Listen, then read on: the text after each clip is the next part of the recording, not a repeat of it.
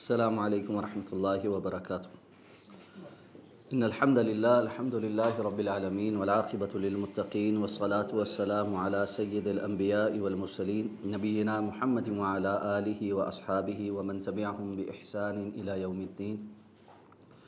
الحمد للہ الذی ہدانا لہذا وما كنا لنہتدی لولا ان ہدانا اللہ۔ رب اشرح لی صدری ویسر لی امری واحلل عقدۃ من لسانی یفقہوا قولی۔ اللہم انفعنا بما علمتنا وعلمنا ما ينفعنا وزدنا علما۔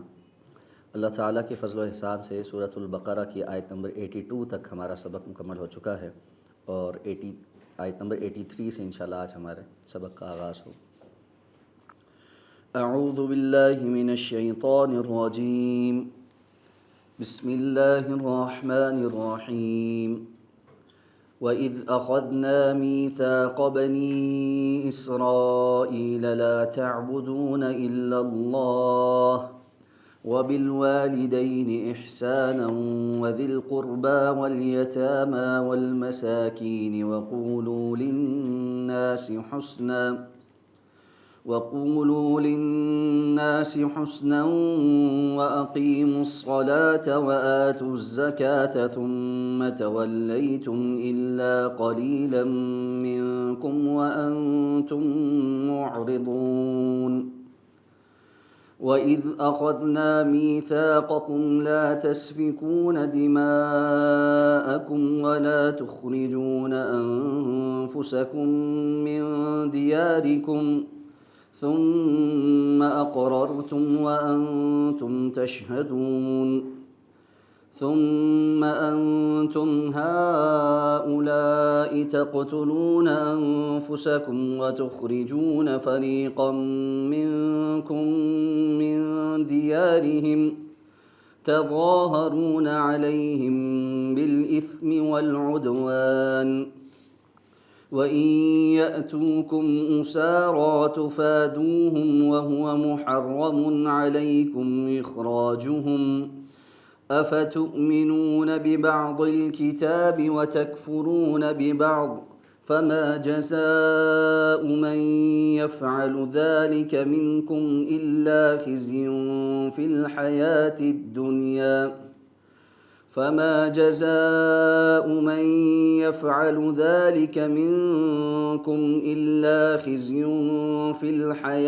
الدُّنْيَا وَيَوْمَ الْقِيَامَةِ يُرَدُّونَ إِلَىٰ أَشَدِّ الْعَذَابِ وَمَا اللَّهُ بِغَافِلٍ عَمَّا تَعْمَلُونَ۔ أُولَٰئِكَ الَّذِينَ اشْتَرَوُا الْحَيَاةَ الدُّنْيَا بِالْآخِرَةِ فَلَا يُخَفَّفُ عَنْهُمُ الْعَذَابُ وَلَا هُمْ يُنصَرُونَ۔ وَلَقَدْ آتَيْنَا مُوسَى الْكِتَابَ وَقَفَّيْنَا مِن بَعْدِهِ بِالرُّسُلِ وَآتَيْنَا عِيسَى ابْنَ مَرْيَمَ الْبَيِّنَاتِ وَأَيَّدْنَاهُ بِرُوحِ الْقُدُسِ أَفَكُلَّمَا جَاءَكُمْ رَسُولٌ بِمَا لَا تَهْوَىٰ أَنفُسُكُمُ اسْتَكْبَرْتُمْ فَفَرِيقًا كَذَّبْتُمْ وَفَرِيقًا تَقْتُلُونَ وَقَالُوا قُلُوبُنَا غُلْفٌ بَل لَّعَنَهُمُ اللَّهُ بِكُفْرِهِمْ فَقَلِيلًا مَّا يُؤْمِنُونَ۔ وَلَمَّا جَاءَهُمْ كِتَابٌ مِّنْ عِندِ اللَّهِ مُصَدِّقٌ لِّمَا مَعَهُمْ وَكَانُوا مِن قَبْلُ يَسْتَفْتِحُونَ عَلَى الَّذِينَ كَفَرُوا فَلَمَّا جَاءَهُم مَّا عَرَفُوا كَفَرُوا بِهِ فَلَعْنَةُ اللَّهِ عَلَى الْكَافِرِينَ۔ بِئْسَ مَا اشْتَرَوْا بِهِ أَنفُسَهُمْ أَن يَكْفُرُوا بِمَا أَنزَلَ اللَّهُ بغيا أن ينزل الله من فضله على من يشاء من عباده فباءوا بغضب على غضب وللكافرين عذاب مهين۔ وَإِذَا قِيلَ لَهُمْ آمِنُوا بِمَا أَنزَلَ اللَّهُ قالوا نؤمن بما أنزل علينا ويكفرون بما وراءه وهو الحق مصدقا لما معهم قل فلم تقتلون أنبياء الله من قبل إن كنتم مؤمنين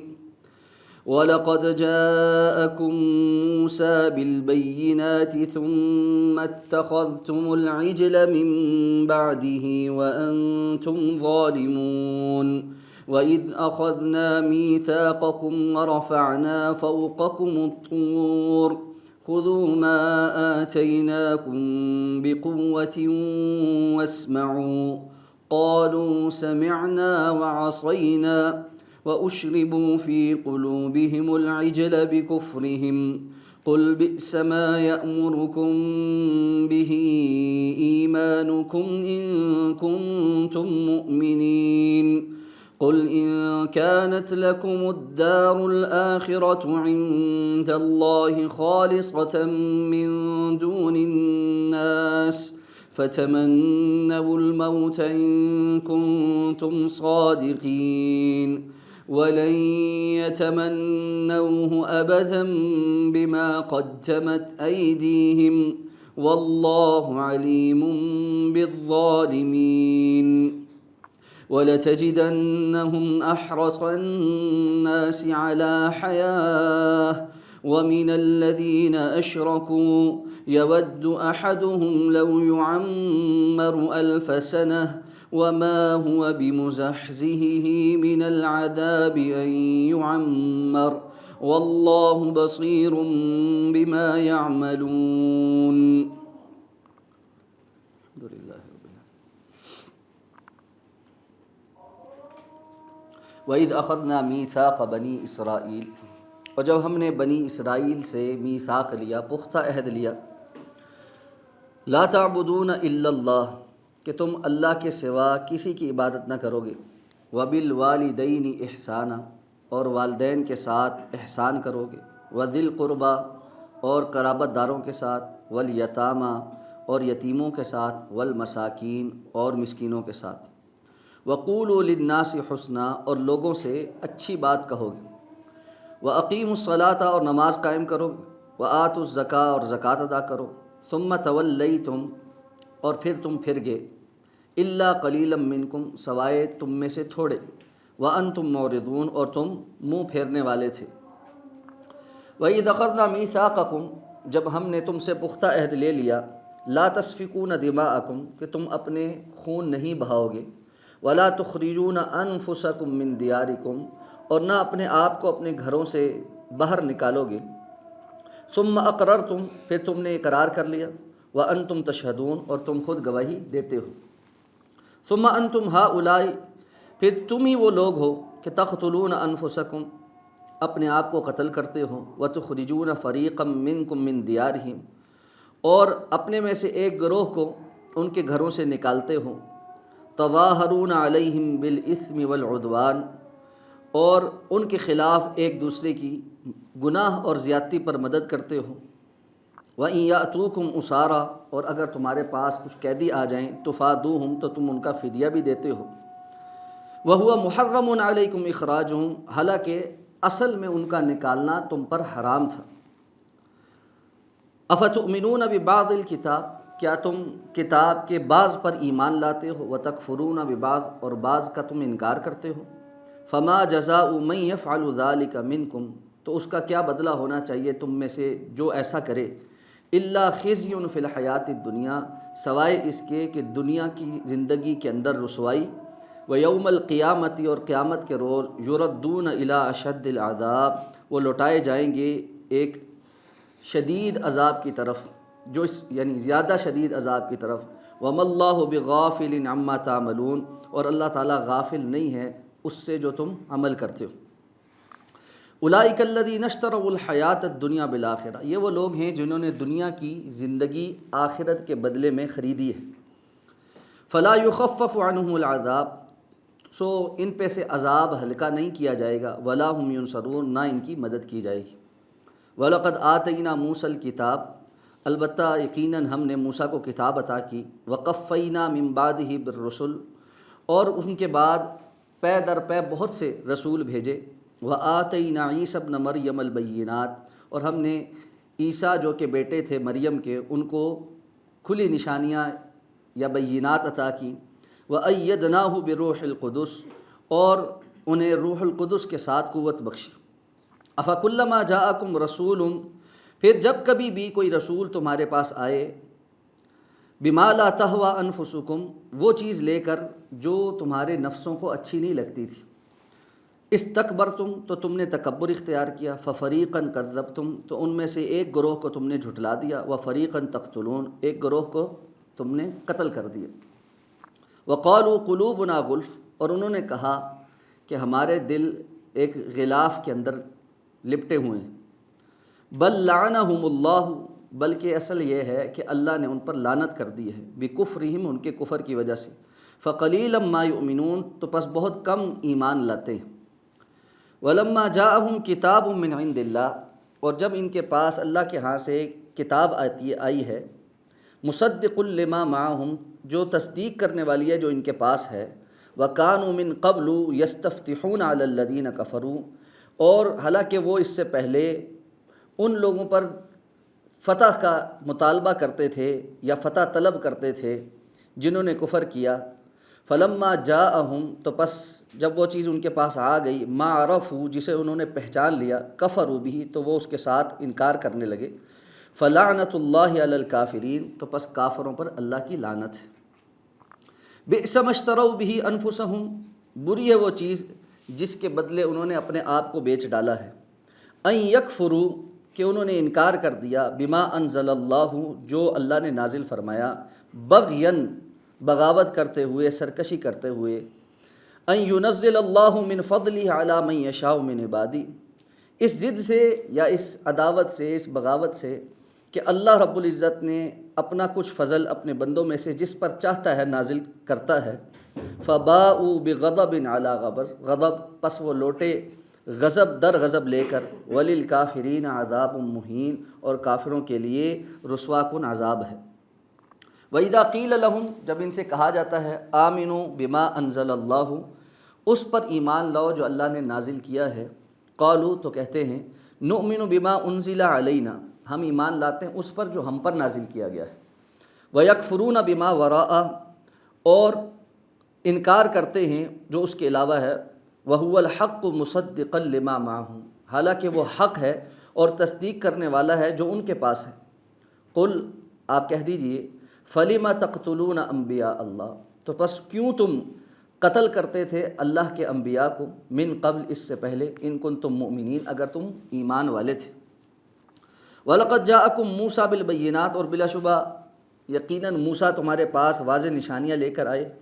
ثُمَّ اتَّخَذْتُمُ الْعِجْلَ مِن بَعْدِهِ، تو اس کے بعد تم نے بچھڑے کو پکڑ لیا، بچھڑے کو بنا لیا، وَأَنْتُمْ ظَالِمُونَ، اور تم ظالم تھے، تم ظلم کرنے والے تھے،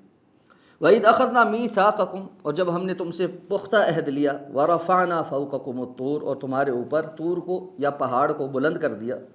خُذُوا مَا آتَيْنَاكُمْ بِقُوَّةٍ، پکڑو اس کو جو ہم نے تمہیں دیا ہے قوت کے ساتھ، وَاسْمَعُوا، اور سنو، قالوا، تو انہوں نے کہا، سمعنا،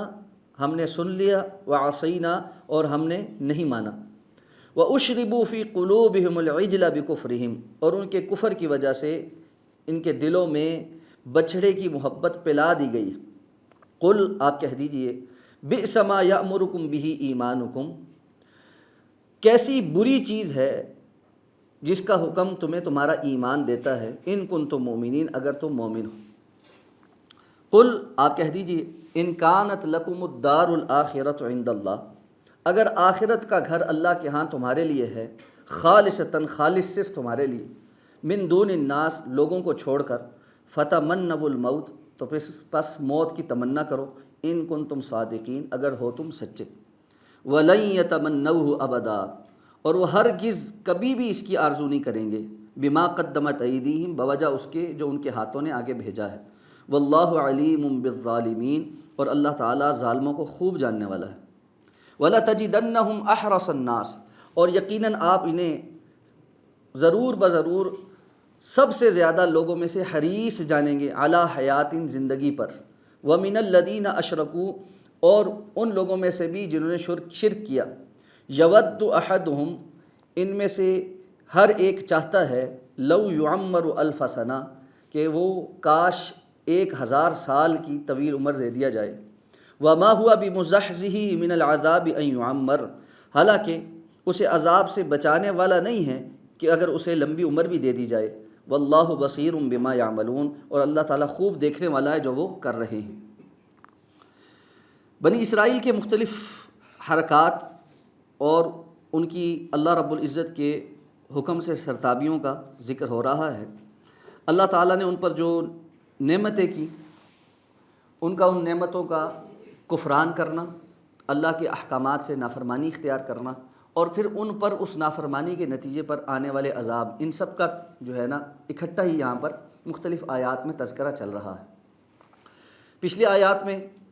گائے والا واقعہ تفصیل کے ساتھ گزرا ہے، اور کس طرح ہیلے بہانوں کے ساتھ وہ اللہ رب العزت کے حکم کو ٹالنے کی کوشش کرتے رہے، اور اللہ تعالیٰ نے ایک ہی واقعے سے ان کے لیے بہت ساری عبرتیں واضح کر دیں۔ ایک تو یہ کہ جو ان کے دل کے اندر گائے کا تقدس بیٹھ گیا تھا کہ وہ بھی ختم ہو جائے، ان کو یہ پتہ چل جائے کہ یہ ایک جانور ہی ہے۔ دوسرا یہ کہ ایک قتل جس کو وہ چھپانا چاہتے تھے اللہ نے اس کو بھی ظاہر کر دیا۔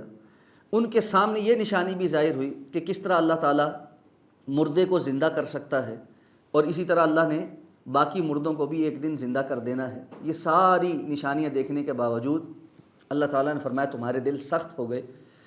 گویا کہ ایسے جیسے پتھر ہوں، جبکہ پتھر بھی ایسے ہیں جو اللہ کے ڈر سے گر پڑتے ہیں اور ان میں سے نہریں جاری ہو جاتی۔ اب فرمایا کہ جب ہم نے بنی اسرائیل سے پختہ عہد لیا، اب یہ پختہ عہد کیا ہے کہ ایمان لانے کے بعد کرنے کے وہ کام جو شریعت کے طور پر ان پر فرض کیے گئے۔ پہلی چیز لا تعبدون الا اللہ، تم اللہ کے سوا کسی اور کی عبادت نہیں کرو گے۔ عبادت کی جملہ قسمیں صرف اور صرف اللہ کے لیے ہی خاص۔ شیخ محمد بن عبدالسلام جن کی تفسیر کو ہم فالو کر رہے ہیں، انہوں نے اس حوالے سے 4 قسم کی اقسام لکھی کہ ایک ہے جو بدنی عبادت ہے جیسے نماز ہے، ایک مالی عبادت ہے جیسے زکوٰۃ ہے، ایک لسانی عبادت ہے جیسے اللہ رب العزت کا ذکر کرنا ہے، کسی کی ذکر میں مسلسل کوئی وظیفہ پڑھنا، تو یہ لسانی عبادت ہے۔ یہ بدنی عبادت کا حصہ ہی ہے، لیکن چونکہ ایک علیحدہ سے مستقل طور پر ذکر کرنا عبادت ہے تو اس کو علیحدہ سے ایک کیٹیگری میں رکھا۔ اور ایک قلبی عبادت کہ اب کسی سے دل میں خوف رکھنا، امید رکھنا، تو ان ساری کیٹیگریز میں کسی بھی اور مخلوق کو، کسی بھی اور ذات کو اللہ رب العزت جیسا مقام عطا نہ کرنا۔ نماز روزہ عام طور پہ، زکوٰۃ بھی سمجھ آتا ہے دوسروں کے لیے، 2 باتیں جو ہے نا وہ آ کر جہاں پر بہت سارے لوگ پھنس جاتے ہیں۔ ایک جو ذکر ہے، بہت سارے لوگوں کی زندگی میں 24 گھنٹوں میں اتنا ذکر اللہ رب العزت کا نہیں ہے جتنا باقی لوگوں کا، یا اپنی شان کے قصیدے ہیں، اپنے خاندان قبیلے کے، اپنی جماعت کے، اپنے لوگوں کے، تو دنیا داری کے قصے اور تذکرے بہت زیادہ ہیں، اور اس کے مقابلے میں اللہ رب العزت کا ذکر بہت کم۔ حج کے موقع پر جب حاجی عرفہ سے مزدلفہ پہنچتا ہے تو اللہ رب العزت نے اگلے دن وہاں سے نکلتے ہوئے حکم یہ دیا ہے کَذِکْرِکُمْ آباءکم او اشد ذکرا، تم وہاں پر مشعر حرام پر کثرت کے ساتھ اللہ کا ذکر کرو، اس طرح جس طرح تم اپنے آباء و اجداد کا ذکر کرتے ہو، او اشد ذکرا، یا اس سے بھی زیادہ شدت کے ساتھ اللہ کا ذکر کرو۔ عربوں کے ہاں یہ عام چیز تھی کہ وہ جب کسی جگہ اکٹھ میں بیٹھتے تھے نا، یا اجتماع میں بیٹھتے تھے، تو بڑے قصے اور کہانیاں اور شعر اور اس طرح کی چیزیں کہی جاتی تھیں۔ ان میں سے ایک چیز جو ہے وہ اپنے حسب نسب پر فخر کرنا تھا، اور اس کی وجہ سے وہ اپنے اجداد کے کارنامے اور حسب نسب اور جو ہے نا ان کی تعریفیں لمبی چوڑی شعروں کی صورت میں بھی اور قصوں کی صورت میں بھی بیان کرتے تھے۔ اس لیے اللہ تعالیٰ نے اسپیشلی اس بات کا حکم دیا کہ تم وہاں پر اللہ کا ذکر کرو اس سے بھی زیادہ شدت کے ساتھ جتنا تم کسی اجتماع میں بیٹھ کر پرانے زمانے میں اپنے بڑوں کا ذکر کرتے تھے، کہ گھنٹوں اس میں صرف کر دیتے تھے۔ تو یہ معاملہ تو حج کے ساتھ تو بالخصوص ہے ہی ہے، لیکن عموماً بھی ایک انسان کی زندگی میں کثرت کے ساتھ اللہ رب العزت کا ذکر ہونا چاہیے۔ اس لیے رسول اللہ صلی اللہ علیہ وسلم نے حضرت ابو رزین رضی اللہ تعالیٰ عنہ کو جو نصیحتیں فرمائی تھی، ان میں سے ایک نصیحت یہ بھی تھی کہ فحرک لسانک ما استطعت بذکر اللہ، جتنی کثرت کے ساتھ جتنی آپ میں استطاعت ہو اپنی زبان کو اللہ کے ذکر سے تر رکھنا۔ اور یہ ان چیزوں میں سے جس میں آپ نے فرمایا تھا کہ میں تمہیں وہ نصیحتیں کر رہا ہوں جن کی وجہ سے تم دنیا اور آخرت کی ساری خیر سمیٹ لو گے، تو اس لیے کثرت کے ساتھ اللہ کا ذکر کرنا۔ تو ذکر، لسانی ذکر میں دوسروں کو اللہ رب العزت پر فوقیت دے دینا، یہ بھی درست ہے۔ اور اسی طرح قلبی کیفیات کے اندر امید اور خوف، یہ دو ہی باتیں ہوتی ہیں جو انسان کو دوسرے سے جوڑے رکھتی ہیں۔ کسی دوسرے سے اللہ سے زیادہ امیدیں وابستہ کرنا اور کسی دوسرے سے اللہ سے زیادہ خوف رکھنا۔ بندہ ہمارے ہاں عموماً اس معاملے میں تو بالکل ہی عامت الناس تو پیدل، یعنی اللہ رب العزت کی ذات پر بھروسہ اور امید سے زیادہ کسی دم کرنے والے، کسی ٹونا کرنے والے اور کسی مقبرے پر لگی چادر اور اس پر بیٹھے مجاور سے امیدیں ہیں، اور خوف بھی اسی طرح بابوں سے زیادہ ہے۔ حتیٰ کہ عام لوگوں سے آپ سنیں تو ان کو تو کالی بلی سے بھی خوف ہے، ہر جگہ سے خوف۔ ہم یہاں کشمیر جاتے ہیں نا تو راستے میں ایک جگہ پر ایک جو ہے نا وہ مزار سا ہے، قبر، تو یہ جتنے بھی گاڑیوں کے ڈرائیورز ہیں جو پبلک ٹرانسپورٹ ہے، عموماً اگر اس پہ جانا ہو نا تو آپ دیکھیں کہ وہ اس مزار کے باہر نا گاڑی تھوڑی آہستہ کرتے ہیں، ایسے کر کے نہیں یوں سلام کرتے ہیں اور پھر آگے جاتے ہیں۔ تو میں نے ایک دفعہ اس سے پوچھا، میں نے کہا یہ آپ نے کیا کیا ہے؟ کہنے لگا جی وہ بابا جی کو سلام کیا۔ میں نے کہا جی یہ روڈ سے سلام ہو جاتا ہے؟ کہتے ہیں ہاں جی روڈ سے ہو جاتا ہے۔ میں نے کہا جی اگر یہ نہ کریں تو کیا ہوتا ہے؟ نہیں بابا جی ناراض ہو جاتے ہیں۔ میں نے کہا پھر ناراض ہو جاتے تو کیا ہوتا ہے؟ کہنا جی پہاڑی علاقہ ہے، کتنے گڈی شڈی تھلے سٹ دیں پھر۔ میں کہا جی بابا جی اتنے ظالم ہیں کہ اللہ کے ولی ایسے ہیں کہ جی سلام نہ کہو تو وہ گاڑی روڈ سے نیچے پھینک دیتے ہیں، سلام آپ نے نہیں کیا، باقی جو ہے سارے لوگوں کا کیا قصور ہے؟ تو وہ آئیں بائیں شائیں کرنے لگے۔ تو ہمیں اتنے خوف ہیں کہ فلاں یہ بھی کر دیتا ہے اور فلاں یہ بھی کر دیتا ہے اور فلاں یہ بھی کر دیتا ہے۔ تو عبادت میں سے، عبادت کے معانی اور مفہوم کے اندر یہ بات بھی شامل ہے کہ جو امید، جو محبت انسان کو اللہ رب العزت کے ساتھ ہو ویسی کسی اور کے ساتھ نہ ہو۔ والذین آمنوا اشد حبا للہ، جو ایمان والے ہیں وہ سب سے زیادہ شدید محبت اللہ والوں سے کرتے۔ ایک چیز آپ کو زندگی کا تجربہ اور بھی بتاؤں، یعنی یہ مشاہدہ ہے میرا بہت زیادہ کہ وہ بندہ جو اچھا مومن ہو، ایمان والا ہو، اور اپنی زندگی کے اندر اللہ رب العزت کے ساتھ ایک یعنی مضبوط تعلق قائم کرنے کا خواہاں ہو، لیکن اس کے ساتھ ہی اس کی زندگی میں کچھ اور محبتیں بھی غالب ہوں، جیسے ماں باپ کی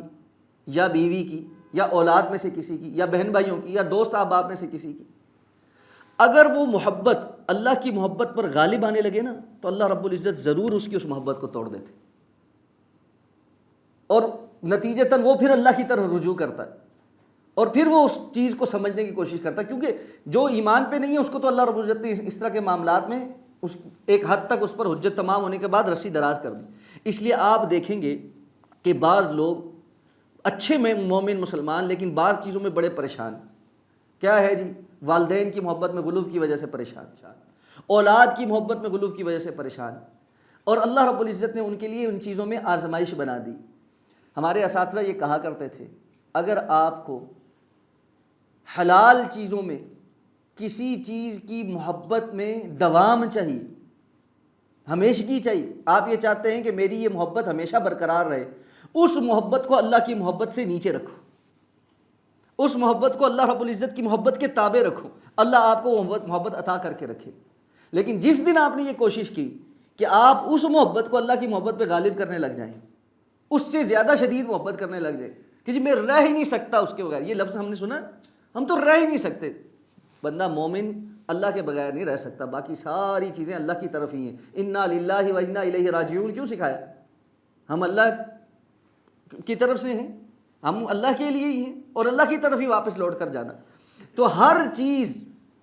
وہ اللہ رب العزت کی محبت کے تابع ہو، اللہ کے حکم کے تابع ہو تو اس میں دوام۔ تو یہ بھی عبادت کا ایک حصہ ہے۔ لا تعبدون الا اللہ، بنی اسرائیل سے بھی اللہ رب العزت نے یہ میثاق لیا کہ ان کے ساتھ شریعت کے جو معاملات اللہ رب العزت نے ان پر فرض کیے کہ اللہ کے ساتھ کے علاوہ کسی سے کی عبادت نہیں کرنی. اور یہ وہ بنیادی پوائنٹ ہے جو ہر شریعت کی کا اصل ان الدین عند اللہ الاسلام. اللہ رب العزت کیا ہمیشہ سے دین اسلام ہی رہا ہے، خواہ انبیاء مختلف ہوں، شریعتیں ان کی مختلف ہوں، لیکن اصل تو دین اسلامی ہے. اور اس دین کا اصل اللہ کی توحید ہے اور اللہ رب العزت کے ساتھ کسی اور کو شریک نہ بنانا ہے. تو یہ تو بنیادی وہ پیغام ہے جو ہر شریعت میں ایک جیسا رہا. اب فرمایا وبالوالدین احسان، دوسرا حکم ہم نے یہ دیا کہ والدین کے ساتھ احسان کرنا. قرآن مجید میں جا بجا اللہ تعالیٰ نے جہاں اپنی توحید کا تذکرہ کیا ہے وہاں والدین کے ساتھ احسان کو جوڑا ہے. وَقَضَىٰ رَبُّكَ أَلَّا تَعْبُدُوا إِلَّا إِيَّاهُ وَبِالْوَالِدَيْنِ احسان. آپ کے رب کی طرف سے یہ فیصلہ آ چکا ہے کہ تم اس کے سوا کسی اور کی عبادت نہیں کرو گے اور والدین کے ساتھ احسان کرو گے. کیوں کہ خالق حقیقی اللہ رب العزت ہے، تو سب سے بڑا حق اللہ تعالیٰ کا ہے. اور اس کے بعد اس دنیا میں آنے کی خلقت کی اسباب میں سے سب سے پہلا سبب والدین ہے کہ ان کی وجہ سے انسان اس دنیا کے اندر آنے کا اس کے سبب بنے ہیں وہ والدین. اور پھر ان کا جو احسان ہے ان جیسا کسی اور کا احسان نہیں. اس لیے اللہ رب العزت کے بعد انسان پر سب سے پہلا حق اس کے والدین کا ہے. تو والدین کے ساتھ احسان کو ہمیشہ اللہ رب العزت کی عبادت کے فوراً بعد جوڑا گیا ہے، بیان کیا گیا ہے کہ ایمان اور اللہ رب العزت پر، اللہ کی توحید پر یقین رکھنے کے بعد کوئی شخص یہ بھی کہے کہ میں اپنے والدین کا نافرمان ہوں یا ان کی دل دکھانے والا ہوں، یہ دو یعنی آپس میں متصادم باتیں، یہ ہو نہیں سکتا. ایمان کا لازمی جز یہ ہے کہ انسان جو ہے اللہ رب العزت کا بھی شکر گزار ہو اور اللہ رب العزت کے بندوں میں سے جس کا احسان ہے ان کا بھی شکر گزار. اسی لیے اللہ کے رسول صلی اللہ علیہ وسلم نے فرمایا کہ من لم یشکر الناس لم یشکر اللہ، جو لوگوں کا شکریہ نہیں ادا کرتا وہ اللہ کا شکر گزار بھی نہیں ہو سکتا. تو لوگوں میں سب سے زیادہ شکر والدین کا ہے کہ ان کے احسانات کا بدلہ انسان نہیں چکا سکتا. رسول اللہ صلی اللہ علیہ وسلم نے فرمایا کوئی انسان اپنے والدین کے احسانات کا بدلہ نہیں اتار سکتا سوائے اس شخص کے جس کے والدین غلام ہوں اور وہ ان کو محنت کر کے ان کی قیمت ادا کر کے آزاد کروا لے. کیونکہ یہ اس نے آزادی دلوائی ہے، ان کو آزادی اتنی بڑی نعمت، تو اس نے تو اپنے والدین کے تمام احسانات کا بدلہ اتار دیا. اس کے علاوہ کوئی بندہ اپنے والدین کے احسانات کا بدلہ نہیں ادا کر سکتا. اس کے بعد فرمایا وذی القربیٰ، قرابت داروں کے ساتھ بھی احسان کرنا. اب یہ سارے کے سارے احکامات اسی انداز میں امت مسلمہ کو بھی دیے گئے کہ ان کو بھی اس بات کا حکم تھا کہ تم نے قرابت داری کا خیال کرنا ہے. قرابت دار کون ہوتا ہے؟ جس کے ساتھ آپ کا خون کا رشتہ ہے، جس کے ساتھ آپ کا رشتہ داری ہے، تعلق ہے. اور یہ والد کی طرف سے بھی ہیں، والدہ کی طرف سے بھی ہیں، حقیقی بہن بھائی بھی ہیں. تو یہ سارے وہ رشتہ دار جو آپ کے قریبی تعلق والے ہیں، ان سے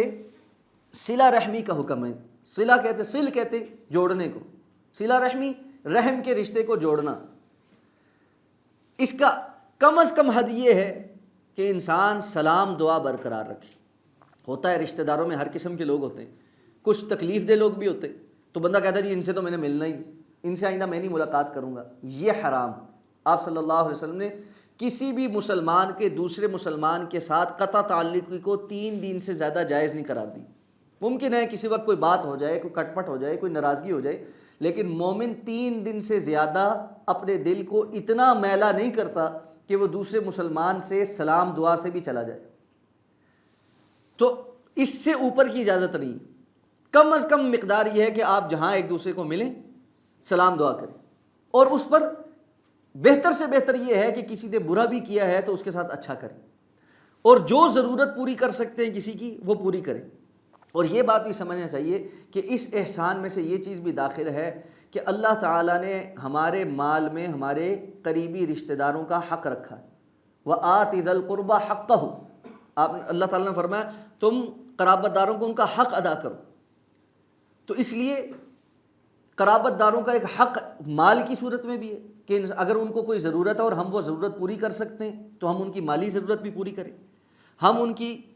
روحانی خیر خواہی بھی کریں، حق اور سچ بات ان کو بتائیں، خیر کی طرف راغب کریں. اور اسی طرح اور اپنی شر سے ان کو محفوظ رکھیں۔ ایک اہم معاملہ یہ ہے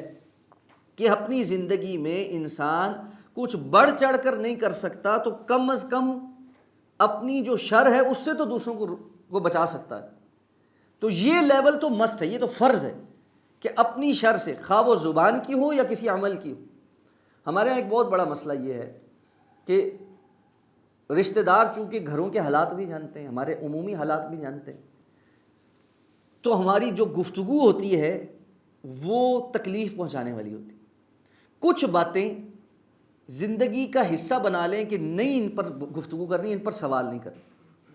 اور شاید ایک آدھ دفعہ پہلے بھی میری آپ سے یہ بات ہوئی ہے کہ بہترین تعلقات قائم کرنے میں بہت معاون چیز یہ ہے کہ آپ دوسرے کی دکھتی رگوں پر ہاتھ نہ رکھیں، آپ ان موضوعات کو نہ چھیڑیں جو اس کے لیے تکلیف کا سبب۔ مثلا ایک گھر میں ہمیں پتہ ہے ہمارے رشتہ دار ہیں، قریبی ہیں، تعلق دار ہیں، بچیاں موجود ہیں، ان کی عمر بڑی ہوتی جا رہی ہے، رشتے نہیں آ رہے۔ والدین کو اس سے زیادہ فکر ہوگی جتنی ہمیں ہے، لیکن جا کر یہ سوال کہ کیا بنا جی، کوئی رشتہ نہیں آیا، کوئی دیکھا نہیں، کچھ کر نہیں رہے، کچھ تلاش کرو۔ اچھا بظاہر ہمدرد بن مر کے یہ جو لفظ ہیں یہ دوسرے کے لیے کیا صورتحال بناتے ہیں، اس کا کوئی احساس نہیں ہمیں ہوتا۔ اچھا کسی کے گھر میں اگر انفارچونیٹلی طلاق ہو گئی ہے تو ہمدرد بن کے جانا، اچھا جی پھر کیا ہوا، وہ کیا کرتے تھے آپ کے ساتھ، کیا معاملہ تھا، فلاں ایسا کرتا تھا، فلاں، وہ پرانی باتیں کرید کر سوال کرنا۔ کسی گھر میں نوجوان موجود ہے، اس کی جاب نہیں ابھی تک لگ رہی، ہمیں پتہ ہے اس کی جاب نہیں لگ رہی، اس کے بڑوں سے اور اس سے بار بار پوچھتے رہنا، اچھا جی بیٹا کیا کر رہے ہو پھر آج کل، کہیں اپلائی نہیں کیا آپ نے، کیا ہوا، اچھا وہاں جو آپ کا انٹرویو تھا اس کا کیا بنا، وہاں سے بھی ریجیکشن ہو گئی، اچھا چلو بڑا افسوس ہوا۔ یہ کیا سوال؟ اچھا کسی کی جاب لگ گئی ہے اور ہمیں پتہ ہے کہ جو اس کی بہت اچھی تنخواہ نہیں لگی لیکن چلو مل گئی، اچھا بیٹا کیا کماتے ہو، گزارا ہو جاتا تمہارا اس میں، اچھا چلو کوئی نہیں، اللہ بہتر کرے گا، اس سے بہتر مل جائے گی، خیر ہے، کبھی شروع میں نا بڑی محنت بھی کرنی پڑتی۔ یعنی ہمدردی کے نام پر یہ کس قسم کی نمک پاشی ہے کہ ہم اس قسم کے سوال کر۔ تو یہ جو سوالات ہیں نا یہ کرنے ممنوع ہیں، بنیادی طور پر ممنوع۔ ہر گھر کا اور ایک چار دیواری کا اپنا ایک تقدس ہے، والدین، ان کی اولاد، انسان کے پرسنل میٹر، یہ ایک ایسی چار دیواری ہے جس میں گھسنا اس وقت تک اس کی اجازت نہیں ہے جب تک کہ کوئی خود دروازہ کھول کر آپ کو اس کے اندر داخل نہ کرے کہ میرا یہ مسئلہ آپ بتائیں، اس پہ میں کیا کروں، مجھے مشورہ دیں۔ اگر آپ سے کوئی کہتا ہے جی میری بچیوں کا رشتہ نہیں ہو رہا، آپ مشورہ دیں جی کیا کرنا چاہیے، پھر آپ اچھے طریقے سے اس کو مشورہ دیں کہ جی یہ کر لینا، میری دانش کے مطابق یہ کر لینا چاہیے۔ کوئی آتا ہے بچہ آپ کے پاس خاندان کا، کہتا ہے جی میری جاب نہیں ہو رہی، آپ مجھے بتائیں میں کیا کروں، کس طرف جاؤں، آپ اس کو مشورہ دیں کہ جی کیا کرنا چاہیے۔ کوئی آیا آپ کے پاس کہنے لگے جی میرج کاؤنسلنگ لیں گے، جی حالات ٹھیک نہیں چل رہے، مجھے لگ رہا ہے کہ جی حالات خراب ہو گئے، ایسے ہو گئے، آپ اس کو مشورہ دیں۔ لیکن یہ کرید کے سوال کرنا۔ اچھا پھر کسی نے ایک دفعہ آپ سے مشورہ پوچھ لیا ہے، بڑا بن کے سمجھ کے سارا کچھ، اور آپ بڑے بننے کے قابل نہیں تھے لیکن اس نے پوچھ لیا، غلطی کر لی ہے، اب جب وہ جہاں ملے گا اس کو جو ہے وہ خراب کرنا ضروری ہے۔ اچھا جی پھر تم نے جو بات بتائی تھی اس کا کیا بنا؟ یہ ہمارے عمومی رویے، اور اس کے نتیجے میں کیا ہے، ہم رشتہ داروں سے ملنا نہیں چاہتے، ہم ایک دوسرے سے کمفرٹیبل نہیں۔ وہ انسان بنے، بہترین مسلمان وہ ہے جس کا اخلاق بہترین ہے، اور وہ مسلمان بنے جب کسی مجلس میں، جب کسی گھر میں، جب کسی دوست کے پاس، جب کسی رشتہ دار کے پاس آپ داخل ہونا اس کا دل ٹھنڈا ہو جائے، دیکھ کر خوش ہو جائے کہ یار بندہ وہ آیا ہے جس سے میں مشورہ کر سکتا ہوں، جس کے سامنے میں بات کر سکتا ہوں۔ اور ایک چیز میں آپ کو بتا دوں، اگر آپ کسی جگہ پر داخل ہوتے ہیں اور لوگ ایک دم محتاط ہو جاتے ہیں، وہ موضوع بدل دیتے ہیں، وہ خاموشی اختیار کر لیتے ہیں، تو مجھے اور آپ کو اپنے طرز عمل پر غور کرنے کی ضرورت ہے کہ میں ان لوگوں کی کیٹیگری میں شامل ہو چکا ہوں جن سے لوگ اپنی باتیں چھپانے میں عافیت سمجھتے ہیں، اس لیے کہ ان کو پتا ہے کہ یہ بات اس کو پتہ لگ گئی تو خیر نہیں ہوئی۔ تو یہ جو قرابت داری کا حق ہے نا، یہ بہت زیادہ ہے۔ رسول اللہ صلی اللہ علیہ وسلم کی اتنی کثرت کے ساتھ احادیث ہیں کہ اللہ کے رسول صلی اللہ علیہ وسلم نے فرمایا یہ جو رحم ہے یہ اللہ رب العزت کے عرش کے ساتھ معلق ہے، اور یہ دعا بھی کر رہا ہے اور بدعا بھی کر رہا ہے۔ یہ اللہ سے کہتا ہے یا اللہ جس نے تجھے جوڑا ہے، مجھے جوڑا ہے تو اس کو جوڑ، اور جس نے مجھے کاٹا ہے، رشتہ داری کو کاٹا ہے، تو اس کے سارے معاملات کاٹ۔ اور اللہ کے رسول صلی اللہ علیہ وسلم نے فرمایا کہ جب اللہ تعالیٰ نے مخلوق پیدا کی نا تو یہ رحم کھڑا ہوا اور اس نے کہا اللہ تعالیٰ آپ نے سب کو ان کے حق دے دیے، میرا حق کیا ہے؟ تو اللہ تعالیٰ نے اس سے کہا کہ کیا تو اس بات پہ راضی نہیں ہے کہ جو تجھے جوڑے گا میں اس سے راضی ہوں گا اور جو تجھے کاٹے گا میں اس سے ناراض ہوں گا؟ تو رحم نے کہا میں اس بات پہ راضی ہوں۔ اب آپ یہ اندازہ لگا لیں کہ جو بندہ رشتہ داری جوڑتا ہے اس کے ساتھ کیا معاملات ہوتے ہیں اور جو رشتہ داری کاٹتا ہے اس کے ساتھ کیا معاملات ہیں۔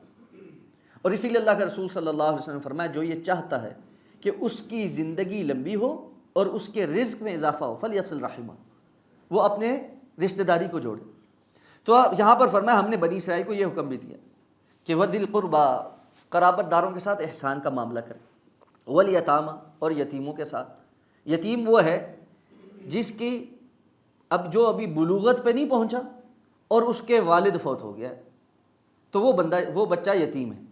اور یہ بات سمجھ لیں، حضرت علی رضی اللہ تعالیٰ عنہ کی صحیح سند کی حدیث ہے کہ رسول اللہ صلی اللہ علیہ وسلم نے فرمایا بلوغت کے بعد کوئی یتامت نہیں۔ ہمارے ہاں مسجدوں میں آپ نے بسا اوقات دیکھا ہوگا جی بڑے بڑے بندے جو ہے نا وہ اعلان کر رہے ہوتے ہیں جی میں یتیم ہوں۔ وہ یتیم نہیں ہوتا، یتیم وہ ہے جو نابالغ ہے، جب وہ بالغ ہو گیا تو یتامت ختم ہو گئی، اب اس کے اوپر یتیمی کا کہ احکامات نہیں لگتے۔ والمساکین، اور مساکین کے ساتھ بھی احسان کریں۔ مسکین کون ہوتا ہے؟ رسول اللہ صلی اللہ علیہ وسلم سے پوچھا گیا اللہ کے رسول صلی اللہ علیہ وسلم یہ فقیر اور مسکین میں کیا فرق ہوتا ہے؟ آپ صلی اللہ علیہ وسلم نے فرمایا فقیر وہ شخص ہے جو لقمے دو لقمے کے لیے بھی دوسروں کا محتاج ہے، مانگتا ہے اور لوگ بھی جانتے ہیں کہ یہ بالکل اس کے پاس کھانے پینے کا بھی انتظام پورا نہیں۔ اور مسکین وہ ہے جو محنت مزدوری اپنی تمام کوشش کرنے کے باوجود، کام کرنے کے باوجود اپنی بہت بنیادی اخراجات تو چلا لیتا ہے لیکن اس کی بہت سی جائز ضروریات ایسی ہیں جو اپنے وسائل میں پورے نہیں کر پاتا، جس کو ہمارے ہاں عرف میں سفید پوش کہا جاتا ہے۔ گھر کا خرچہ اس کا چل رہا ہے لیکن بیماری آ جائے تو علاج نہیں کروا سکتا، بچوں کی تعلیم نہیں پوری کر سکتا، کوئی اور ضرورت پڑ جائے وہ پوری نہیں کر سکتا، ان ضروریات کو پوری کرنے کے لیے اس پر قرض چڑھا ہوا ہے، وہ قرض ادا کرنے کے اس کے پاس پیسے نہیں ہیں۔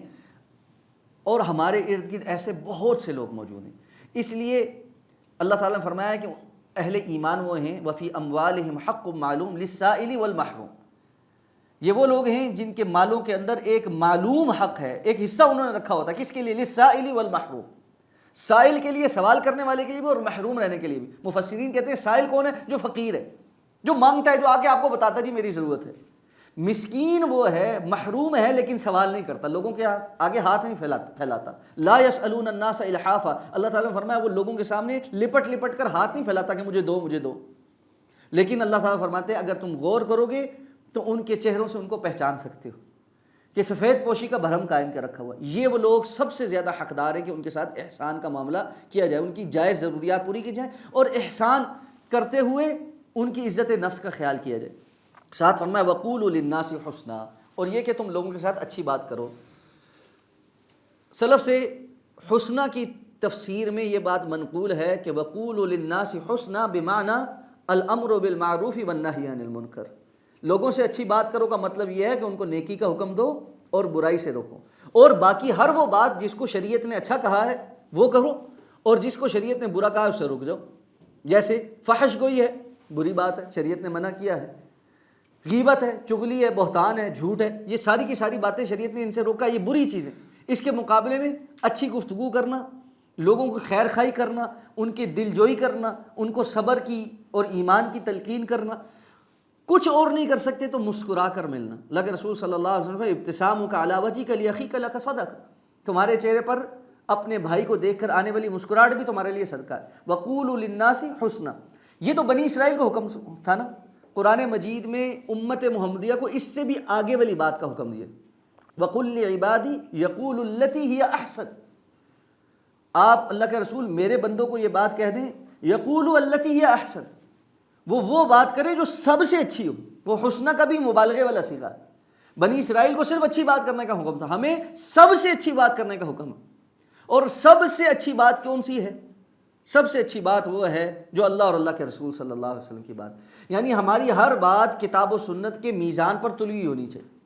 اس کے علاوہ اس سے ہٹ کر بے فائدہ قسم کی باتیں اس کا مومن کے ساتھ تعلق نہیں ہوتا۔ اسی لیے اللہ کے رسول صلی اللہ علیہ وسلم نے کیا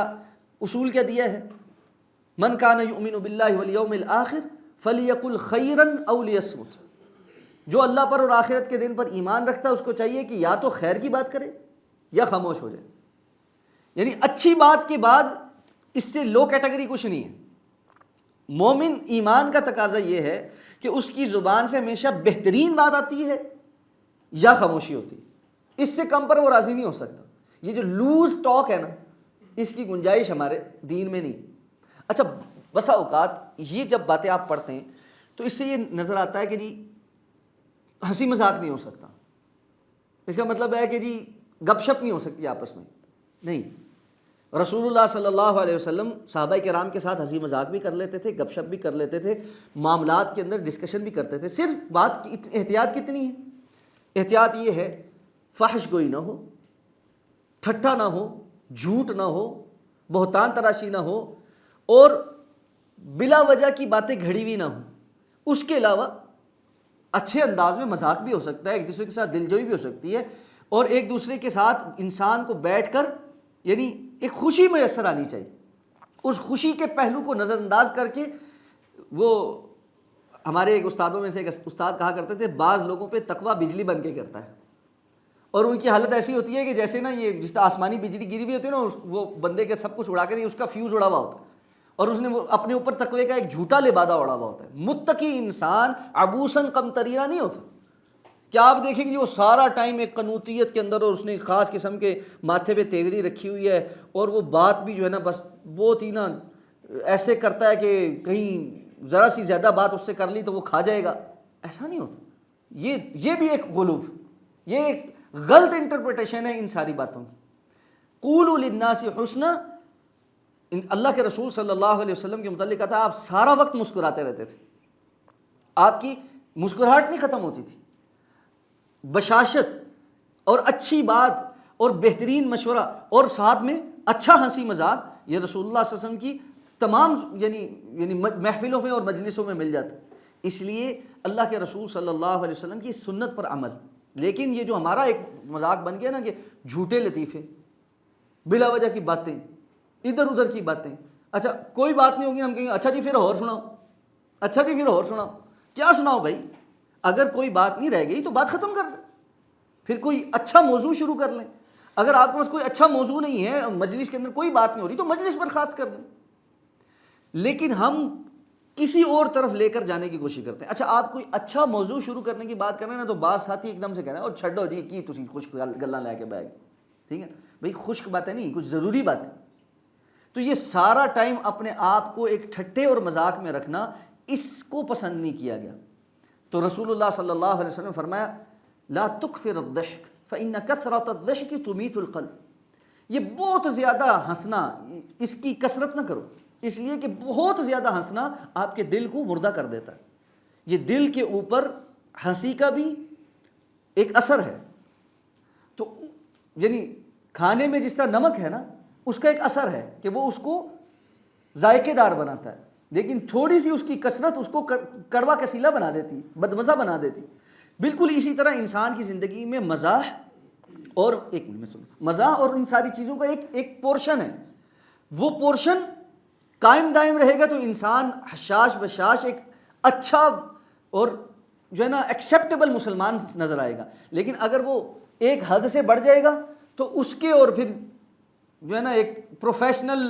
کامیڈین کے درمیان کوئی فرق نہیں رہ جائے گا. تو یہ جو پروفیشنل کامیڈین ہونا ہے نا ہمارے ہاں، یہ ایک میں آپ سے بالخصوص اس پہ اس لیے بات کروں کہ ینگ ایج میں یونیورسٹیز کالجز میں عموماً اچھا کامیڈین ہونا نا یہ ایک پلس پوائنٹ ہوتا ہے. دوستوں یاروں دوستوں میں خاص طور پہ واہ واہ بڑی ملتی کہ جی او ہو کیا بات ہے، لطیفے بڑے اچھے سناتا ہے، جگتے بڑی اچھی مارتا ہے. ٹھیک ہے، یہ کوئی قابل ستائش بات نہیں. اور بالخصوص جگت بازی جو ہے نا، یہ تو اس کی تو اسلام میں کوئی گنجائش نہیں کہ دوسرے کی کسی بھی بات کو ٹارگٹ کر کے آپ ہٹ کرنا شروع کر دیں اور اس کا مزہ لیں. دیکھیں اصل میں نا مسئلہ یہ ہے کہ زبان کی مار جو ہے وہ نظر نہیں آتی. اگر ہم میں سے کوئی 4 5 8 لوگ بیٹھ کر کسی ایک بندے کو زور زور سے پینسلز چبھانا شروع کر دیں اور اس کو وہ تکلیف ہو اور ہم اس پہ مزے ہنسیں تو کیا ہوگا؟ اچھا لگے گا؟ کوئی بھی اس کو نہیں مانے گا، کہے گا جی یار کیا تکلیف دے کے ہنس رہے ہیں. لیکن زبان کی مار مار مار کے ہم ہنس رہے ہوتے ہیں اور وہ بندہ بیچارہ جو ہے نا اس دن وکٹم بنا ہوا ہوتا ہے، اور وہ پورا جو ہے نا چھوئی موئی بن کے جو ہے نا وہ بس اپنا گزارا چلا رہا ہوتا ہے، یا جواباً اس سے بڑھ کر تکلیف پہنچا رہا ہوتا ہے۔ اور کتنی مرتبہ دوستوں کی مجلس میں لڑائی اس بات پر ہو جاتی کہ دونوں زبان کے تیز ہیں، دونوں جگتے مار رہے ہیں، اور ایک لیول آتا ہے کہ جگت ایک مذاق سے اوپر چلی جاتی۔ اس لیے یہ جو چیزیں ہیں نا اس کی شریعت میں اجازت نہیں۔ جی بتائیں، ابھی کوئی سوال کریں؟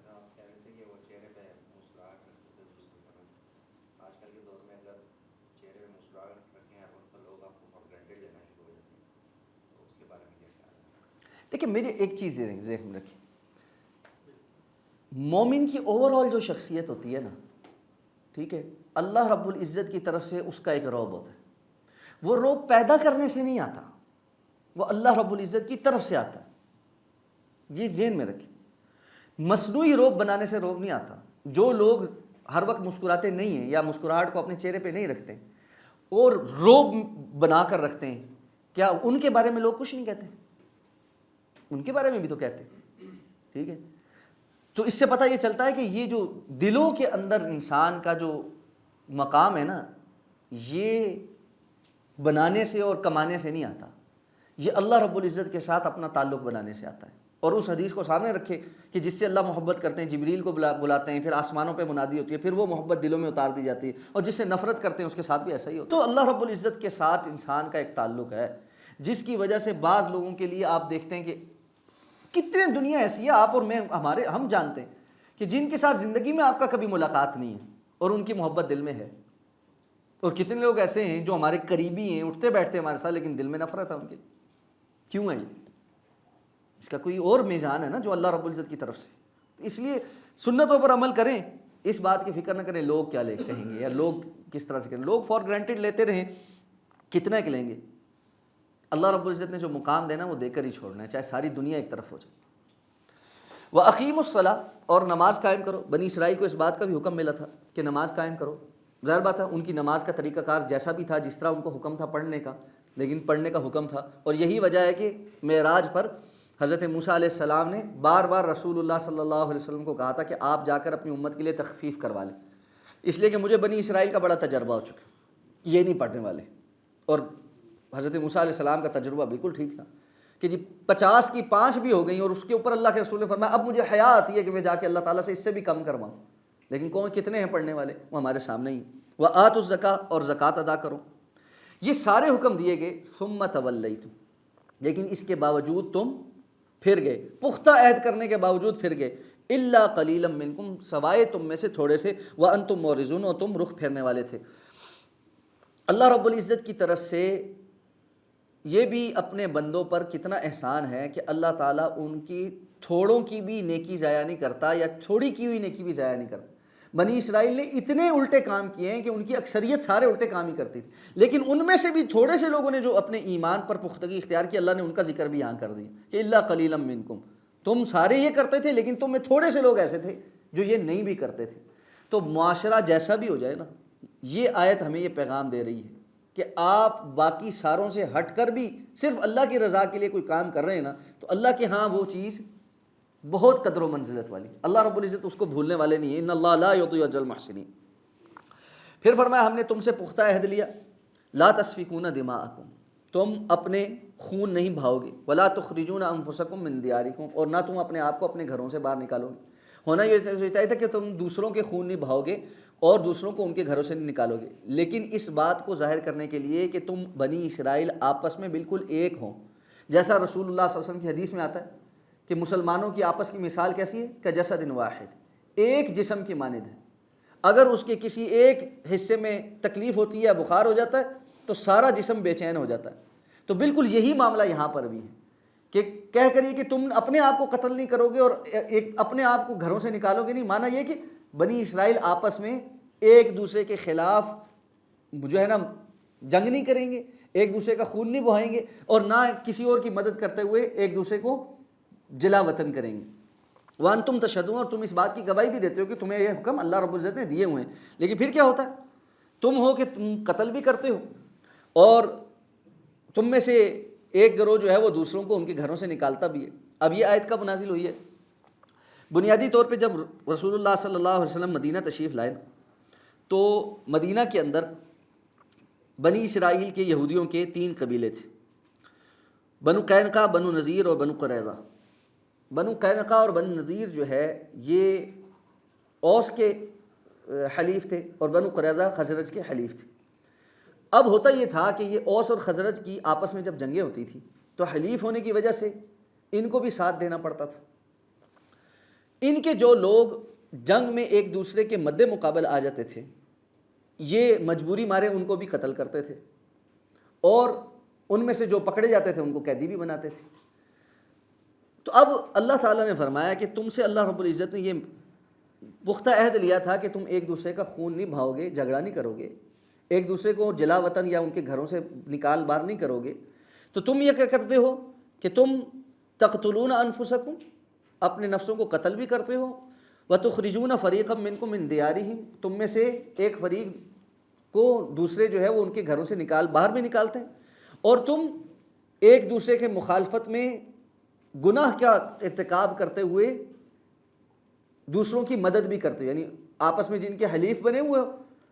بنی اسرائیل کے یہ قبیلے آپس میں تقسیم ہوئے ہیں، اور حلفت کا خیال کرتے ہوئے بنی اسرائیل کے لوگوں کے خلاف ہتھیار بھی اٹھاتے ہیں۔ پھر کیا ہوتا ہے؟ وَإِن يَأْتُوكُمْ أُسَارَىٰ تُفَادُوهُمْ، جب ہوتا یہ تھا کہ جنگ ہو جاتی، قتل و غارت گری ہو جاتی، اور اینڈ پہ کوئی قیدی پکڑے جاتے، تو جو غالب ہوتا تھا، مثلا بنو قریظہ کا کوئی قیدی بنو نذیر کے پاس آ گئے، لڑائی میں یہ غالب آ گئے بنو نذیر وغیرہ والے، تو اب جب یہ یہودی کو دیکھتے کہ یہ قیدی بن کر آیا ہے تو خود بنو نذیر والا اس بنو قریظہ کے بندے کا فدیہ دیتا اور اس کو جو ہے نا چھڑواتا، اور چھڑواتے ہوئے کہتا کیا تھا کہ اللہ رب العزت نے ہمیں تورات میں یہ حکم دیا ہے کہ ہم نے قیدیوں کو چھڑوانا ہے۔ تو اللہ تعالیٰ نے ارشاد فرمایا کہ تم یہ جو کام کرتے ہو، کیا تمہیں یہ حکم تو یاد رہتا ہے جبکہ اس سے پہلے وَهُوَ مُحَرَّمٌ عَلَيْكُمْ إِخْرَاجُهُمْ، تم پر حرام تھا کہ تم ان کو پہلے ہی ان کے گھروں سے نکالو اور قتل و غارت گری کرو، وہ تمہیں بھول جاتا ہے۔ تو تمہارا یہ حالت کیا ہے؟ أَفَتُؤْمِنُونَ بِبَعْضِ الْكِتَابِ وَتَكْفُرُونَ بِبَعْضٍ، تم کتاب کی بعض باتوں کو تو مانتے ہو اور بعض کا انکار کرتے ہو۔ تو تم میں سے جو یہ کرتا ہے کہ شریعت سازی کرتا ہے، اپنی مرضی کی باتیں مانتا ہے اور اپنی مرضی کی باتیں چھوڑتا ہے، اس کا پھر بدلہ کیا ہونا چاہیے؟ خزی فی الحیات الدنیا، دنیا کی زندگی میں رسوائی، اور پھر قیامت کے دن شدید عذاب کی طرف واپس پلٹایا جانا۔ اب یہ بیماری بھی دیکھیں کہ ہمارے ہاں عام ہے کہ شریعت کو مان کر اپنی مرضی کی چیزیں قبول کر لینا اور باقی کی چیزیں چھوڑ دینا۔ اسی لیے اللہ رب العزت نے حکم یہ دیا ہے کہ ادخلوا فی السلم کافہ، دین کے اندر، اسلام کے اندر پورے داخل ہو جاؤ۔ یہ آدھا دین قبول کرنا اور آدھا چھوڑ دینا، یہ عام مثال ہے، عام طور پر یہ ہو رہا ہے۔ آپ اپنی خوشیاں دیکھیں، ساری شادی کی تقریبات اپنی مرضی کی ہو کر، مایوں، مہندی، ڈانس، فلاں فلاں، ہر چیز سب کچھ ہونے کے بعد نا دین آ جاتا ہے، اور وہ کیا ہے جی؟ نکاح پڑھوانا، نکاح ہوگا تو بھائی نکاح بھی نہ پڑھو۔ کس نے کہا کہ جی اگر شادی میں باقی ساری چیزیں تو حرام ہیں لیکن یہ ریلیشن شپ حلال کرنے کے لیے ہم نے یہ کرنا؟ تو زندگی میں ہم اپنی ڈیلی لائف میں جو اٹھنا بیٹھنا ہے، جو معاملات ہیں، ان کو دیکھیں نا تو ہر جگہ یہ نظر آتا ہے کہ اپنی مرضی کا دین ہے لوگوں کا، اور جس نے جس چیز پر عمل کیا ہوا ہے وہ اس پر بڑا پکا ہے، باقی باتوں میں بالکل ہی ڈھیلا ہے۔ کتنے لوگ ہیں ماشاءاللہ داڑھی بہت اچھی، نمازیں بڑی پختہ ہیں، روزے بھی بالکل ٹھیک ہیں، سال میں حج عمرے پہ بھی جا رہے ہیں، اللہ کے راستے میں خرچ بھی کر رہے ہیں، بہنوں کو اور بیٹیوں کو وراثت دینے کا وقت آتا تو بالکل ہی فارغ۔ میں اسلام آباد کی بعض ایسے گھرانوں کو جانتا ہوں جن کے پاس اربوں نہیں کھربوں ہیں، لیکن چلو ہم کھربوں پہ نہیں جاتے، ویسے ہیں کھرب پتی، لیکن ارب پتی پہ رہتے ہیں۔ اتنا تو مجھے بالکل 100 علی وجہ البصیرہ پتہ، ٹھیک ہے نا؟ ماشاءاللہ داڑیاں بھی اتنی ہیں، اللہ کے راستے میں خرچ کرنے پہ بھی بڑے، پتہ نہیں شاید ان کے ساری فیملی میں سے جتنے بھائی ہیں انہوں نے ہر سال کا عمرہ صرف یہ کووڈ میں ہی چھوڑا ہے، حج عمرہ مسلسل چل رہا تھا، اور یہ ساری اچھی باتیں، میں اس کو نگیٹ نہیں کر، لیکن انہی ارب پتی بھائیوں نے اپنی بہنوں کو جائیداد میں حصہ نہیں دی، اور اس کے لیے انہوں نے اپنی والدہ سے زور ڈلوا کے، بہنوں کو بلوا کے، مجبور کر کے یہ کہہ کے جی ان کے منہ سے یہ کہلوایا ہے کہ اچھا والدہ سے کہ بھائی تم مجھے معاف کر دو، یہ 20-30 لاکھ روپے لے لو، ٹھیک ہے، اور باقی پہ اللہ کے ہاں میری پکڑ نہ کروانا۔ اب ماں بیٹھ کے جو ہے نا بیٹوں کے پریشر میں بیٹیوں کو یہ بات کہہ رہی ہے، اور وہ نہیں راضی نہیں ہے، لیکن کیا کریں، اب کہنی اچھا ٹھیک ہے اماں ہم آپ کی تو قبر نہیں خراب کر سکتے۔ یہ سب کر کے آپ کا خیال ہے وہ چیزیں حلال ہو جائیں گی؟ رسول اللہ صلی اللہ علیہ وسلم نے فرمایا تم میں سے کوئی شخص یہ نہ سمجھے